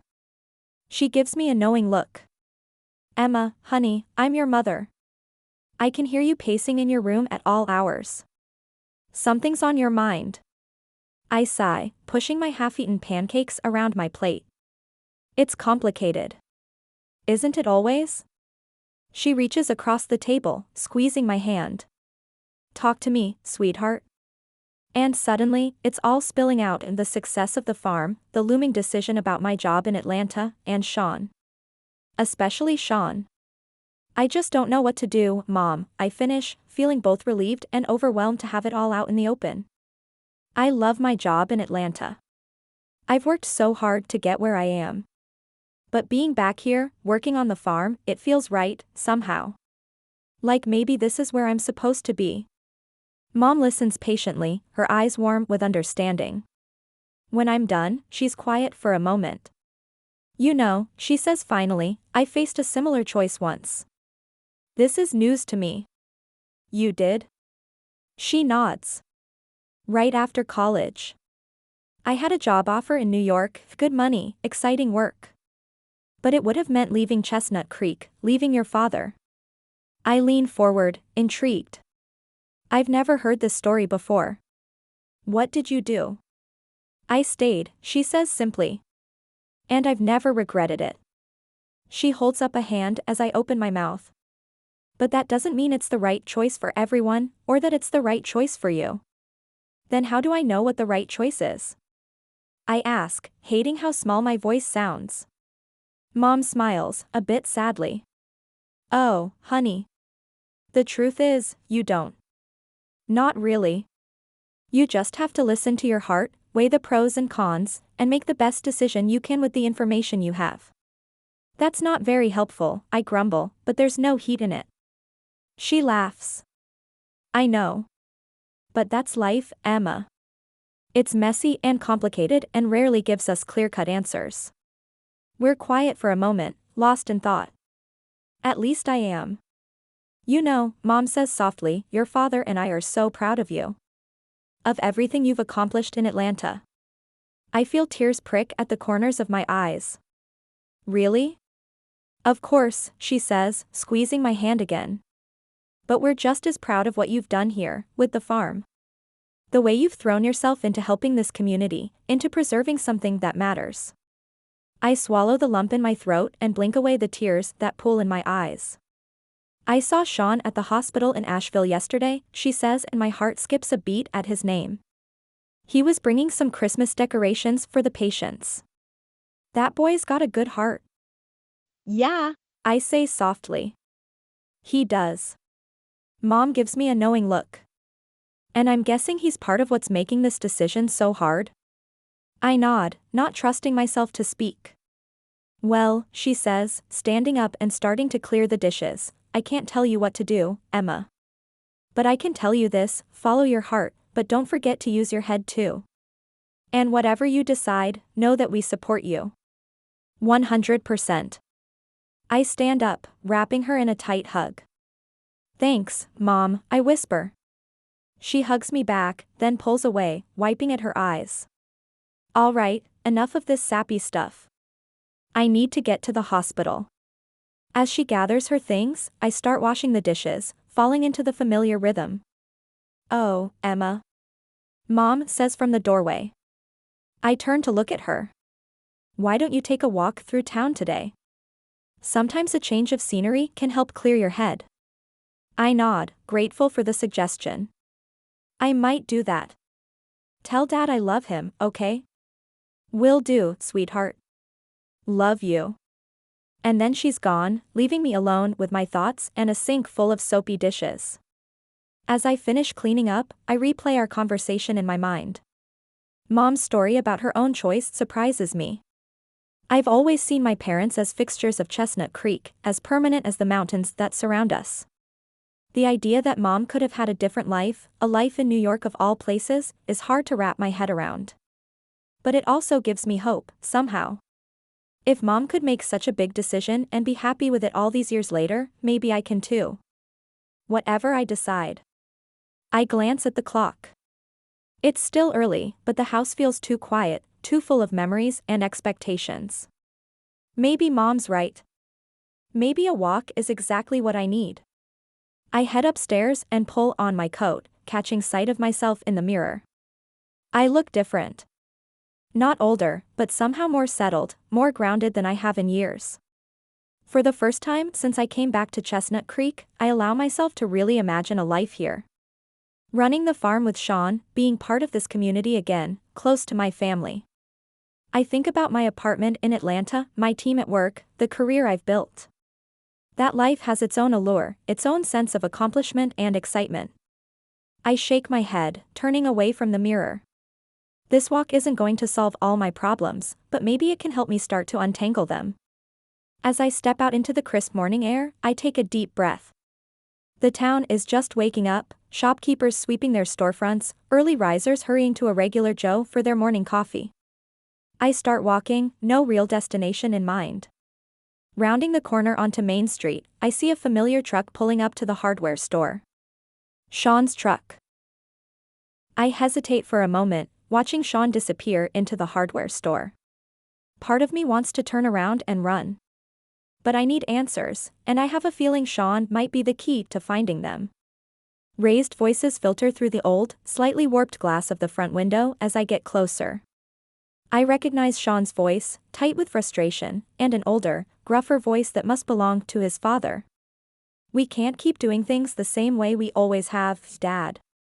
Sean's voice carries all the way out here. The world is changing, and if we don't change with it, we're going to go under. This store has survived for 3 generations doing things my way, his father says. I won't have you throwing away our legacy on some harebrained schemes. I freeze. This is clearly a private argument, one that's been brewing for a long time. Before I can retreat, Sean glances up and sees me through the smudged pane of glass. His eyes widen with surprise. Before I can think better of it, I push open the door, the little bell above it announcing my presence with cheerful obliviousness to the tension in the room. Emma, Sean says. What are you doing here? His father turns, bushy eyebrows drawing together as he takes me in. Well, if it isn't the prodigal Carter, back to shake things up in our quiet little town. Dad, Sean warns, but I hold up a hand. It's okay, I say, mustering a smile. Mr. Foster, it's good to see you again. I hope I'm not interrupting anything important. The older man harumphs, crossing his arms. Just trying to talk some sense into my son here. Maybe you can help with that, seeing as you've got experience in the real business world. I blink, caught off guard by the sudden inclusion. I'm not sure I follow. Sean sighs, running a hand through his hair. Dad thinks the store is fine as it is. I've been trying to convince him we need to modernize, maybe even start an online presence. Online presence? Mr. Foster scoffs. People come to a hardware store to touch the tools, to get advice from someone who knows what they're talking about. You can't get that from a computer screen. I look between them, seeing the frustration on Sean's face, the stubborn set of his father's jaw. It's a scene I've witnessed countless times in corporate boardrooms, the clash between tradition and progress, between the safety of the known and the risk of change. Actually, I say slowly, an idea forming, you might be surprised, Mr. Foster. There are ways to bring that personal touch online. Video consultations, detailed product descriptions, even virtual reality tours of the store. It could actually expand your customer base beyond Chestnut Creek. Sean's eyes light up, but his father just shakes his head. And who's going to set all that up? Who's going to run it? I'm too old to be learning all this newfangled technology, and Sean here is already stretched thin between the store and that Christmas tree farm of his. The farm isn't just some hobby, Dad, Sean interjects, his voice tight. It's important to this community. It's bringing people together, creating jobs. It's a distraction, Mr. Foster cuts in. A distraction from your real responsibilities. The tension in the room is palpable, and I find myself speaking without really meaning to. With all due respect, Mr. Foster, I think you're underestimating your son. And the potential of this store. Both men turn to look at me, surprise evident on their faces. I take a deep breath and continue. The work Sean's doing at the farm, it's not just about selling trees. It's about revitalizing this town, about creating a future for Chestnut Creek. And those skills, that vision, it's exactly what this store needs. Mr. Foster's expression softens slightly. You really believe that? I nod. I do. And I've seen firsthand how Sean can balance both. He's been instrumental in saving the farm, all while keeping this store running. Imagine what he could do if he had your full support. The older man is quiet for a long moment, his eyes moving from me to Sean and back again. Finally, he sighs. Maybe I have been a bit set in my ways. Sean's eyebrows shoot up in surprise. Dad? Don't look so shocked, Mr. Foster grumbles. I'm old, not stupid. I know things have been tough lately. I worry about what will happen to this place when I'm gone. I'm not going anywhere, Dad, Sean says softly. This store, it's part of me. I just want to see it thrive, to see it adapt and grow. Like you taught me to. Before anyone can say anything else, my phone rings, shattering the silence. I glance at the screen and feel my heart sink. I'm sorry, I say, already backing towards the door. I have to take this. I step outside, the cold air a shock after the warmth of the store. Hello? Emma. My boss's voice is sharp, impatient. Where are you? We've been trying to reach you all morning. I'm sorry, Never mind that now, she cuts me off. Listen, we need you back in Atlanta. Today. The Johnson account is in trouble, and you're the only one who can salvage it. I feel my stomach drop. Today? Emma, her voice softens slightly. I know you've been dealing with family stuff. And that's important. But this is your career we're talking about. If you're not on a plane back to Atlanta by this evening, I can't guarantee your position will still be here when you decide to come back. The ultimatum hangs in the air between us. I close my eyes, feeling the weight of the decision pressing down on me. Can I have an hour to think about it? She sighs. 1 hour, Emma. That's all I can give you. Call me back with your decision. The line goes dead, and I'm left standing there, my phone clutched in my hand, feeling like the ground is shifting beneath my feet. Sean's standing in the doorway when I turn. Everything okay? He asks. I shake my head. He steps out, closing the door behind him. Emma, he says. Talk to me. And suddenly, it's all spilling out, the ultimatum from my boss, my conflicted feelings about staying in Chestnut Creek, my fears about giving up the career I've worked so hard for. Sean listens quietly, his presence a steady comfort beside me. When I finish, he's quiet for a long moment. What do you want to do? He finally asks. I laugh, but there's no humor in it. I have no idea. Part of me wants to get on that plane, to go back to the life I know. But another part. Sean takes a step closer. Emma, Whatever he was about to say is cut off by the arrival of a customer, calling out a cheery greeting as they approach us. The moment shatters, and I take a step back, feeling overwhelmed. I need to think. I need some air. Sean nods. Of course. Take all the time you need. I turn and walk away, my mind a whirlwind of conflicting thoughts and emotions. My feet carry me to the town square almost of their own accord. I sink onto a bench, watching as the town goes about its day around me. The morning sun climbs higher in the sky, casting a warm glow over the square. It's decked out in Christmas decorations, sparkling in the early light. I think about all we've accomplished with the farm, about the joy on people's faces at the market. I think about Sean, about the way he looks at me, about the future I can almost see with him. I also think about my team in Atlanta, about the clients who depend on me, about the career I've built from the ground up. Can I really walk away from all of that? As I sit there, watching the town come to life around me, I realize that whatever decision I make, it's going to change the course of my life. There's no middle ground, no way to have it all. I pull out my phone, my boss's number already pulled up on the screen. It's time to make a choice. With a deep breath, I press call, knowing that whatever happens next, nothing will ever be the same again. Chapter 8. Sean. The bell above the hardware store door jingles, pulling me from my distracted inventory count. I look up, expecting another customer. Someone who needs help finding the perfect wrench or advice on their latest home improvement project. Instead, I see Margaret, the owner of the Cedarwood Inn, her silver hair neatly coiffed and a warm smile on her face. Morning, Sean, she says, making her way to the counter. I'm hoping you can help me with a stubborn door hinge. I nod, grateful for the distraction. Of course, Margaret. What seems to be the problem? As she describes the squeaky hinge in detail, I find my mind wandering again. To Emma. To our conversation yesterday. To the way she looked when she said she needed time to think. Sean. Margaret's voice cuts through my thoughts. Are you listening? I blink, focusing on her concerned face. I'm sorry, Margaret. I guess I'm a bit distracted this morning. She studies me for a moment, her eyes shrewd.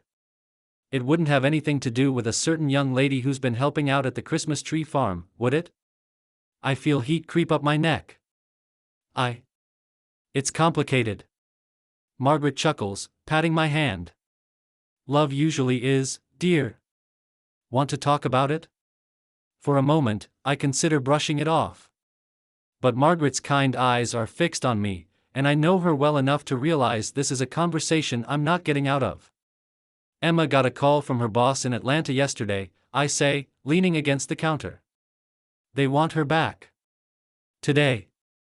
And if she doesn't go, she might not have a job to go back to at all. With everything going on here? With her father still in the hospital? Yes. Margaret nods slowly. I see.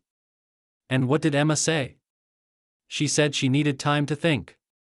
I run a hand through my hair, frustration seeping into my voice. But what is there to think about? It's her career. Everything she's worked for. Is it? Margaret asks softly. Sometimes, Sean, what we think we want isn't what we need. Sometimes it takes coming home to realize where we truly belong. You sound like you're speaking from experience, I say. She smiles, a faraway look in her eyes. Did I ever tell you about how I met my husband? I shake my head, intrigued. I was living in New York, she begins, working for a big publishing house.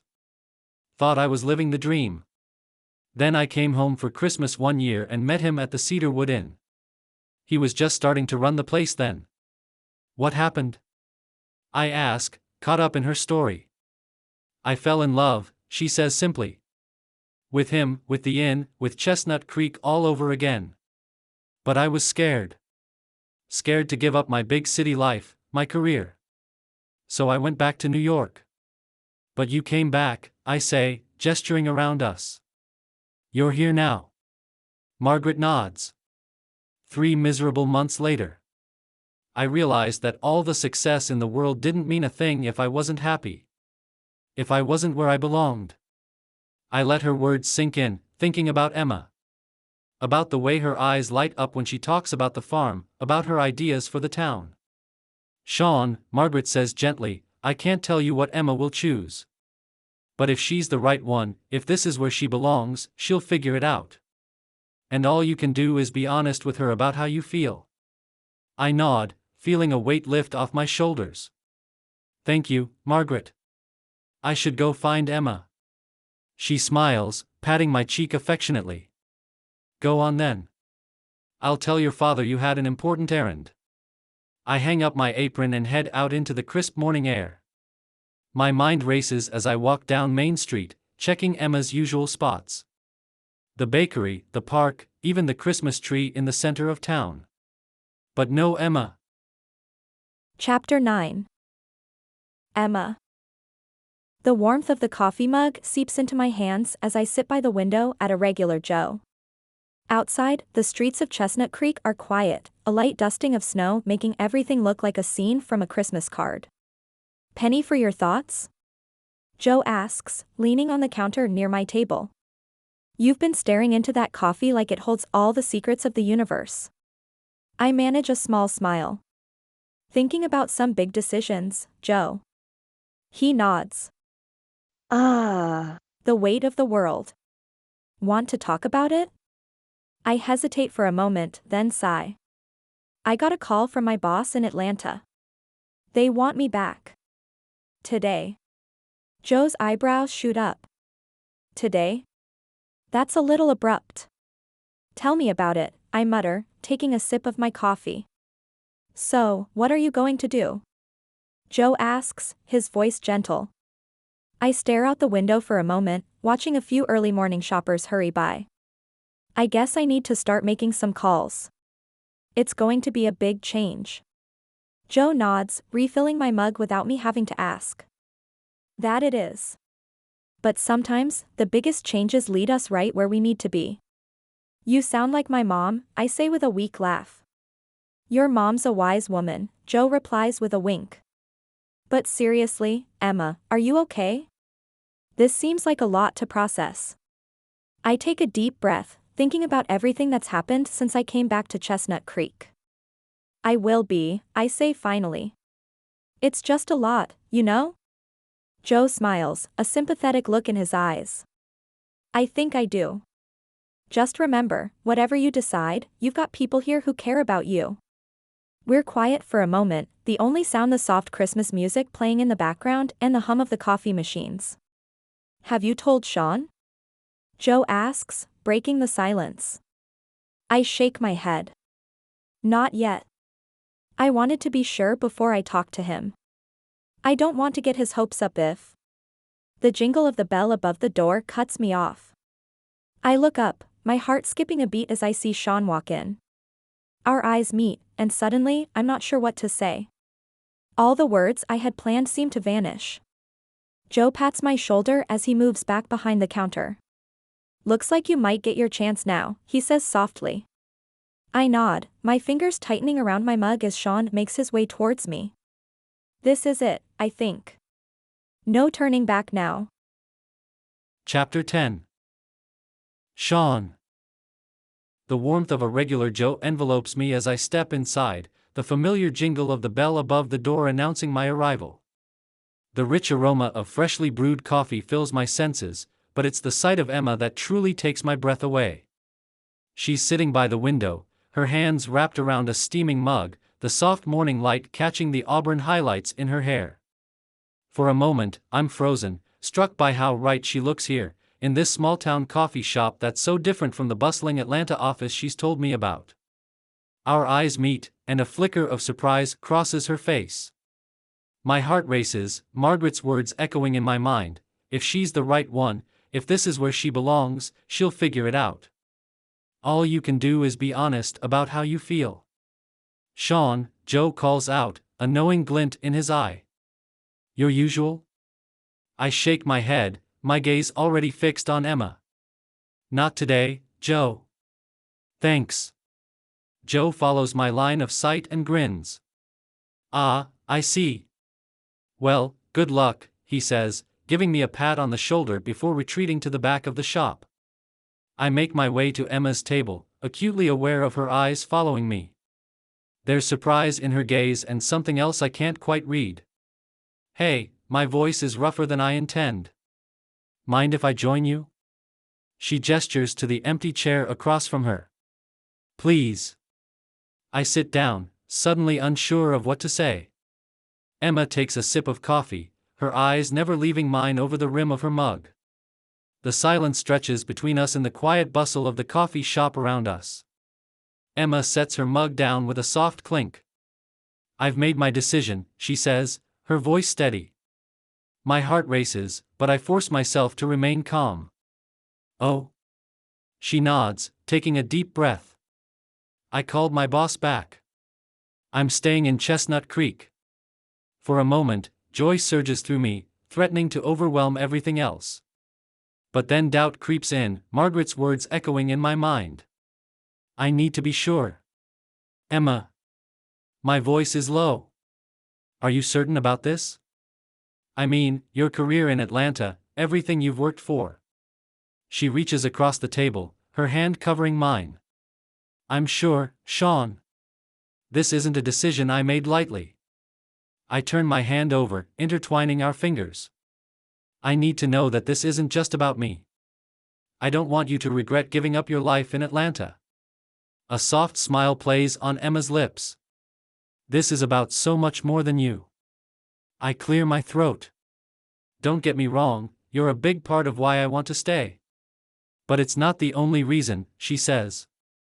I listen intently as she continues, being back here, it's made me realize how much I've missed. Time with my parents, for one. Dad's health scare. It puts a lot of things in perspective. I want to be here, to be present in their lives. She glances around the coffee shop, her eyes taking in the familiar surroundings. And it's about reconnecting with my roots. This town, these people, they shaped who I am. Coming back, it feels like coming home. I get that. This place gets into your blood. I can't imagine living anywhere else. I'm glad she feels the same way now. Even if she isn't fresh out of school. It's not just nostalgia, Emma says. I've been thinking a lot about what I want out of life. In Atlanta, I was successful, sure. But was I fulfilled? Was I doing something that really mattered? I suppress a smirk. I guess the answer is no. She leans forward, her eyes bright with excitement. Here, with the Christmas tree farm, I feel like I'm part of something important. We're not just selling trees, Sean. We're preserving a piece of this town's history, we're bringing joy to families, we're creating memories. I can't help smiling at her enthusiasm. It's one of the things I love most about her. And it's not just the farm, she says. Being here has made me realize that there are so many small businesses, so many people in towns like Chestnut Creek, who could use my skills. I could start my own marketing consultancy, help people like Mr. Johnson grow their businesses, keep these small towns thriving. She pauses, a playful smile tugging at her lips. And well, having you here? That certainly doesn't hurt. A warmth spreads through my chest at her words. I don't know what to say. You don't have to say anything, Sean. I know I hurt you. I'm not expecting. She reaches over and squeezes my hand. It's only for a moment, but I miss the warmth and connection as soon as she lets go. We haven't had a chance to talk about what this means for us. It's my turn to take a deep breath. Margaret was right, it's time to be honest. Put all the cards on the table. Emma, I say. I love you. I think I've been falling in love with you again. Since the moment you came back to town. Working with you on the farm, seeing your passion and determination made me fall even harder. Her eyes widen, surprise flickering across her face. Even with. I hold up my hand. Yes, it hurt when you left. But you and me, we were different people then. You never would have been happy getting married right after graduation, doing the whole kids and house with the picket fence thing. It wouldn't have worked for us. It wouldn't. Her words are barely a whisper. I wasn't ready for it either. We both had some growing up to do. My eyes don't leave hers. I'm grateful we're getting another chance. She lights up the place with the most brilliant smile. You are? Of course. I bite back the laugh that's building in my chest. Instead, the words flow on their own accord. I love the way your face lights up when you talk about your ideas for the farm. I love how you've thrown yourself into helping this community. I love your kindness, your intelligence, your stubbornness. Emma laughs softly at that last part, her eyes shining with unshed tears. I want a future with you. Here in Chestnut Creek. Running the farm, modernizing the hardware store, supporting you in your new venture. Whatever comes our way, I want to face it together.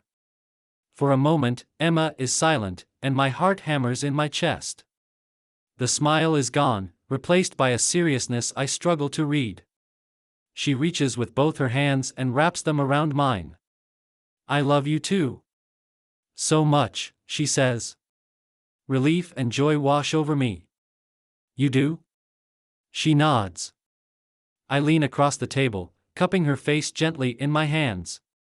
I dip my head and brush my lips across hers. When she doesn't pull back, I deepen the kiss, drawn in by the velvety feel of her. Our kiss is soft and sweet and full of promise. When we part, I rest my forehead against hers, savoring the moment. A smattering of applause breaks out in the coffee shop, and we both look up. Joe is grinning from ear to ear behind the counter, and the other patrons are smiling at us. I'd almost forgotten we weren't alone. Emma laughs, a beautiful, carefree sound that makes my heart soar. I guess the cat's out of the bag, she says, blush coloring her cheeks. I guess so, I say, unable to keep the grin off my face. You know how Chestnut Creek is. By lunchtime, the whole town will know. I wouldn't have it any other way, Emma says, her eyes twinkling with the joy I feel deep inside. Joe approaches our table, carrying a plate of pink macarons. On the house, he says, setting them down. Consider it a congratulations. Joe, you shouldn't have, Emma protests, but her eyes light up at the sight of the delicate cookies. Nonsense, Joe waves her off.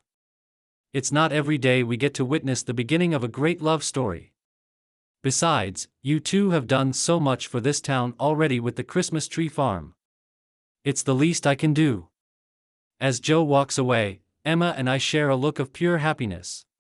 We each grab a macaron, discussing our plans for the future between bites.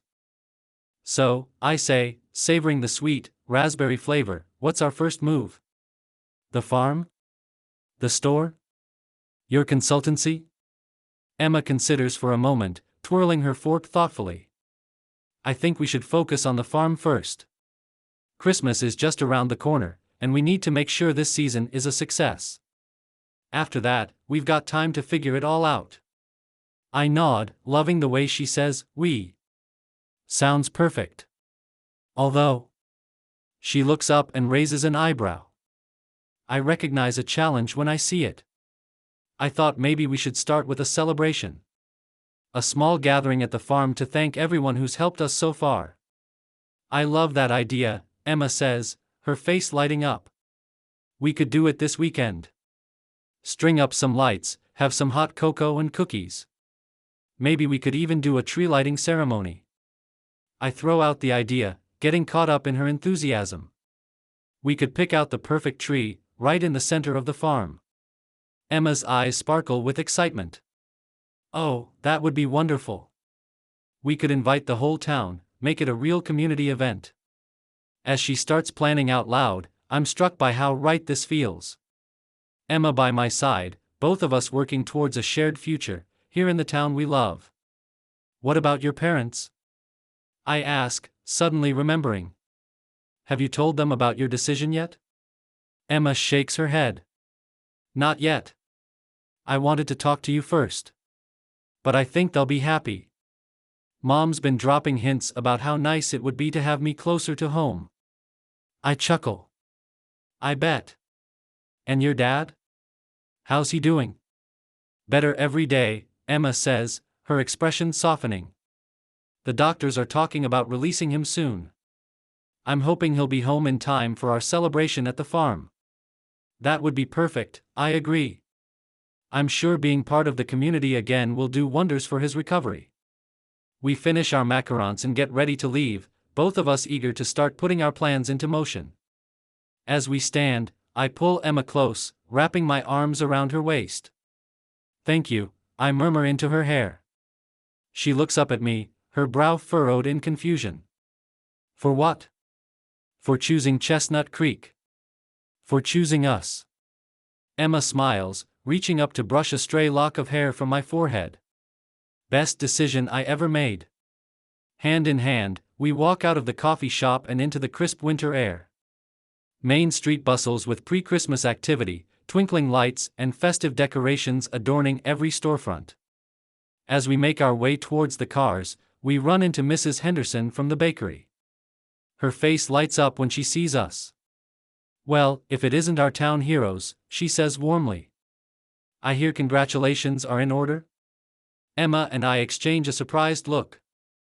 News really does travel fast in this town, I say, chuckling. Mrs. Henderson winks. That it does.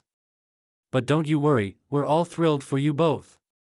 And grateful too, for everything you've done for Mr. Johnson and the town. We couldn't have done it without everyone's support, Emma says sincerely.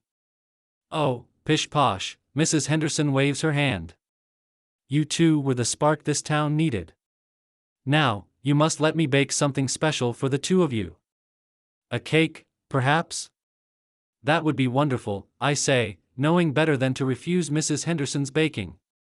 We're planning a gathering at the farm this weekend. We'd love for you to come. I wouldn't miss it for the world, she beams. Now, you two run along. I'm sure you have plenty to do. As we continue our walk, I can't help marveling at how much has changed in just a few short weeks. What started as a desperate attempt to save a struggling farm has blossomed into so much more. We've revitalized a town tradition, brought a community together, and found love in the process. You know, Emma says thoughtfully, I was so focused on my career in Atlanta, I forgot what it was like to be part of a real community. To have people who genuinely care about you, who rally around you when times are tough. I squeeze her hand. That's Chestnut Creek for you. It's not always perfect, but it's home. It really is, she agrees, leaning into me as we walk. As we reach the entrance to the farm, the scent of pine filling the air, I pull Emma close for another kiss. Above us, a lone star twinkles in the fading afternoon light, a beacon of hope for the future. Our future. Ready to start our next adventure? I ask, gesturing towards the road that leads up into the hills and Mr. Johnson's Christmas tree farm. Emma grins, her eyes shining with excitement and love. With you? Always. Epilogue. Emma. The scent of cinnamon and pine fills the air as I step into my parents' living room, a tray of hot cocoa balanced carefully in my hands. The Christmas tree twinkles in the corner, its lights reflecting off the ornaments we've collected over the years. Outside, a fresh blanket of snow covers Chestnut Creek, turning our little town into a perfect winter wonderland. Who's ready for some cocoa? I call out, setting the tray on the coffee table. A chorus of enthusiastic responses greets me. Our families are sprawled across the chairs and couches, full and content after a delicious Christmas dinner. My parents, Sean's parents, and Mr. Johnson from the Christmas tree farm are all here, along with Sean and me. It's a tight fit, but somehow it feels just right. Sean catches my eye from across the room and winks. My heart does a little flip, the way it always does when he looks at me like that. It's been a whirlwind few weeks since I decided to stay in Chestnut Creek, but I haven't regretted my decision for a single moment. As I hand out mugs of cocoa, I overhear an interesting conversation between my dad and Sean's father, Tom. My dad is settled comfortably in his wheelchair, a warm blanket draped over his legs. His speech is slower than it used to be, but his eyes are bright and alert. So, Tom, my dad says, how about we hit the green once I'm back on my feet? I've been itching to try out those new clubs Emma and Sean got me. Tom's eyes light up, but I can see the careful consideration in his expression. That sounds like a plan. No rush, though. Those clubs aren't going anywhere, and the courses will still be there when you're ready. You'll have to let me know how those clubs work out, Sean chimes in, settling next to me on the love seat. I wasn't sure which ones to get. My dad chuckles, the sound a bit rougher than it used to be, but no less warm. Son, the fact that you got me clubs at all is a miracle. Gives me something to work toward in physical therapy. A lump forms in my throat. Dad's determination throughout his recovery has been nothing short of inspiring. That's the spirit, John, Tom says firmly. And when you're ready, I'll be there for that round. These young folks don't appreciate the finer points of the game. Sean raises an eyebrow. Is that so, Dad? Maybe I should join you too, show you how it's done. Tom laughs, a warm, rich sound that fills the room. You're welcome to try, but don't come crying to me when you lose. He pauses, his expression growing more serious. Actually, Sean, I've been meaning to talk to you about the store. Sean tenses slightly beside me, and I give his hand a reassuring squeeze. What about it? Sean asks cautiously. Tom takes a deep breath. I've been thinking. It's time I stepped back. For real this time.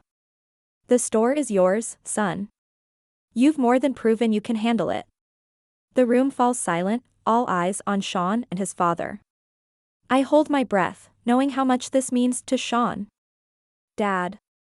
Sean starts, his voice thick with emotion. Are you sure? Tom nods, a proud smile on his face. I am. You've got good ideas, Sean. Ideas that'll keep the store thriving in this changing world. It's time I got out of your way and let you implement them. Sean stands, crossing the room to embrace his father. Thank you, Dad. I won't let you down. As father and son share this moment, I catch my mom and Sean's mother, Linda, exchanging excited glances. You know, my mom says, a mischievous glint in her eye, with Sean taking over the store and Emma staying in town, we might have another event to plan soon. Linda nods enthusiastically. Oh, I've been thinking the same thing. A summer wedding would be lovely, don't you think? We could have it outdoors, maybe at the Christmas tree farm? I feel my cheeks heat up.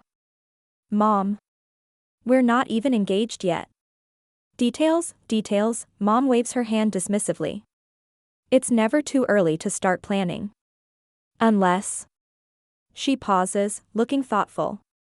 Oh, but a Christmas wedding could be magical too. Imagine the farm all lit up, snow on the ground. Now that does sound nice, Linda agrees. What do you think, Emma dear? I look to Sean for help, but he's grinning, clearly enjoying my discomfort. Don't look at me, he says, holding up his hands. I'm staying out of this one. Traitor, I mutter, but I can't help smiling. The truth is, the idea of marrying Sean, whether in the heat of summer or the chill of winter, fills me with a warmth I can't describe. Mr. Johnson, who's been quietly sipping his cocoa, speaks up. Well, whenever you two decide to tie the knot, you've got a venue ready and waiting. That farm's as much yours as it is mine now. Tears prick at my eyes. Mr. Johnson, that's so kind of you. He shakes his head, smiling softly. It's the truth. You and Sean, you've breathed new life into that old farm. Into this whole town, really. I can't think of anyone I'd rather pass it on to. Sean wraps an arm around my shoulders, pulling me close. We couldn't have done it without you, Mr. Johnson. Or without everyone in this room. This town. It's special. There's a moment of comfortable silence as we all reflect on the truth of Sean's words. Chestnut Creek isn't just a town, it's a community, a family. And somehow, against all odds, I've found my place in it again. Well, my dad says, clapping his hands together, I think this calls for a toast. To new beginnings, to family, and to love. We all raise our mugs, the warm cocoa a fitting substitute for champagne. As I look around at the smiling faces of our loved ones, I'm overwhelmed with gratitude. This is home. This is where I belong. As the evening winds down, Sean pulls me aside. Can we step outside for a minute, he asks, a nervous edge to his voice that piques my curiosity. Sure, I say, grabbing my coat. We slip out onto the back porch, the cold air a shock after the warmth of the house. Sean takes a deep breath, his exhale visible in the chilly air. I have something for you, he says, reaching into his pocket. My heart rate picks up. But instead of a ring box, Sean pulls out a small, wrapped package. Merry Christmas, Emma, he says softly, handing it to me. I unwrap it carefully, revealing a delicate silver locket. When I open it, I gasp. Inside is a tiny, intricate drawing of the Christmas tree farm. Sean, it's beautiful, I breathe, tracing the detailed etching with my finger. I had it custom made, he explains. I wanted you to always have a piece of the farm with you, no matter where life takes us. I throw my arms around him, overcome with emotion. I love it. And I love you. Sean hugs me tight, then pulls back slightly. I have something else for you too, he says, his voice low. This time, when he reaches into his pocket, he does pull out a small velvet box. My breath catches in my throat as he sinks down on one knee. Emma Carter, he says, his eyes shining with love and unshed tears, this Christmas has been the best of my life, because I've spent it with you. You've brought joy and light not just to me, but to this whole town. You're brilliant, kind, stubborn as hell sometimes, I laugh at that, even as tears start to fall, and I fall more in love with you every day. Will you marry me? He opens the box, revealing a beautiful vintage ring. It's perfect. Not too flashy, but undeniably special. Yes, I managed to choke out through my tears. Yes, Sean. Of course I'll marry you. Sean slips the ring onto my finger, then stands, pulling me into a deep kiss. I pour all my love, all my joy into it, my heart so full I think it might burst. When we finally part, both breathless and grinning like fools, I remember something. Oh. I have something for you too. I pull a small package from my coat pocket and hand it to Sean. He unwraps it to find a key, attached to a hand-carved wooden Christmas tree. It's a key to the farm, I explain. I talked to Mr. Johnson last week. He's officially making us co-owners. Sean's eyes widen in surprise. Emma, that's, wow. Are you sure? I nod, smiling. I'm sure. The farm is our future, Sean. Yours and mine. Together. Sean pulls me close again, resting his forehead against mine. Together, he agrees. I like the sound of that. We stand there for a long moment, basking in the glow of our engagement and the promise of our future. The cold doesn't bother us, warmed as we are by love and excitement. Finally, Sean chuckles. You know, we should probably go back inside and tell everyone. Your mom and mine are probably already done planning the wedding. I groan good-naturedly. You're right. Although, I add, a mischievous glint in my eye, we could always elope. Sean laughs, the sound bright in the quiet night. Don't tempt me. But I think we'd break a lot of hearts if we did that. True, I concede. Besides, a Christmas wedding next year could be pretty magical. It could, Sean agrees. But you know what? As long as I'm marrying you, it'll be perfect whenever and wherever we do it. With one last kiss, we head back inside, ready to share our news with our families. As we step through the door, the warmth of the house envelopes us, along with the love of our families. Looking around at the joy on everyone's faces as we announce our engagement, I'm struck by how much has changed in just a few short weeks. When I came back to Chestnut Creek, I thought it was temporary. I thought my life was in Atlanta, in the fast-paced world of corporate marketing. But life has a funny way of surprising you. Sometimes, you have to leave a place to realize it's where you belong. Sometimes, you have to let go of one dream to make room for an even better one. As I stand here, surrounded by love, with Sean's arm around me and a brand new ring on my finger, I know I've found my place. My home. My future. And it all started with a struggling Christmas tree farm and a season to remember. The end. This has been a season to remember. Written by Susanne Ash. Copyright 2024 by Susanne Ash. Production copyright 2024 by Susanne Ash. Thanks for listening. Please like and subscribe if you want me to put more of my books on YouTube.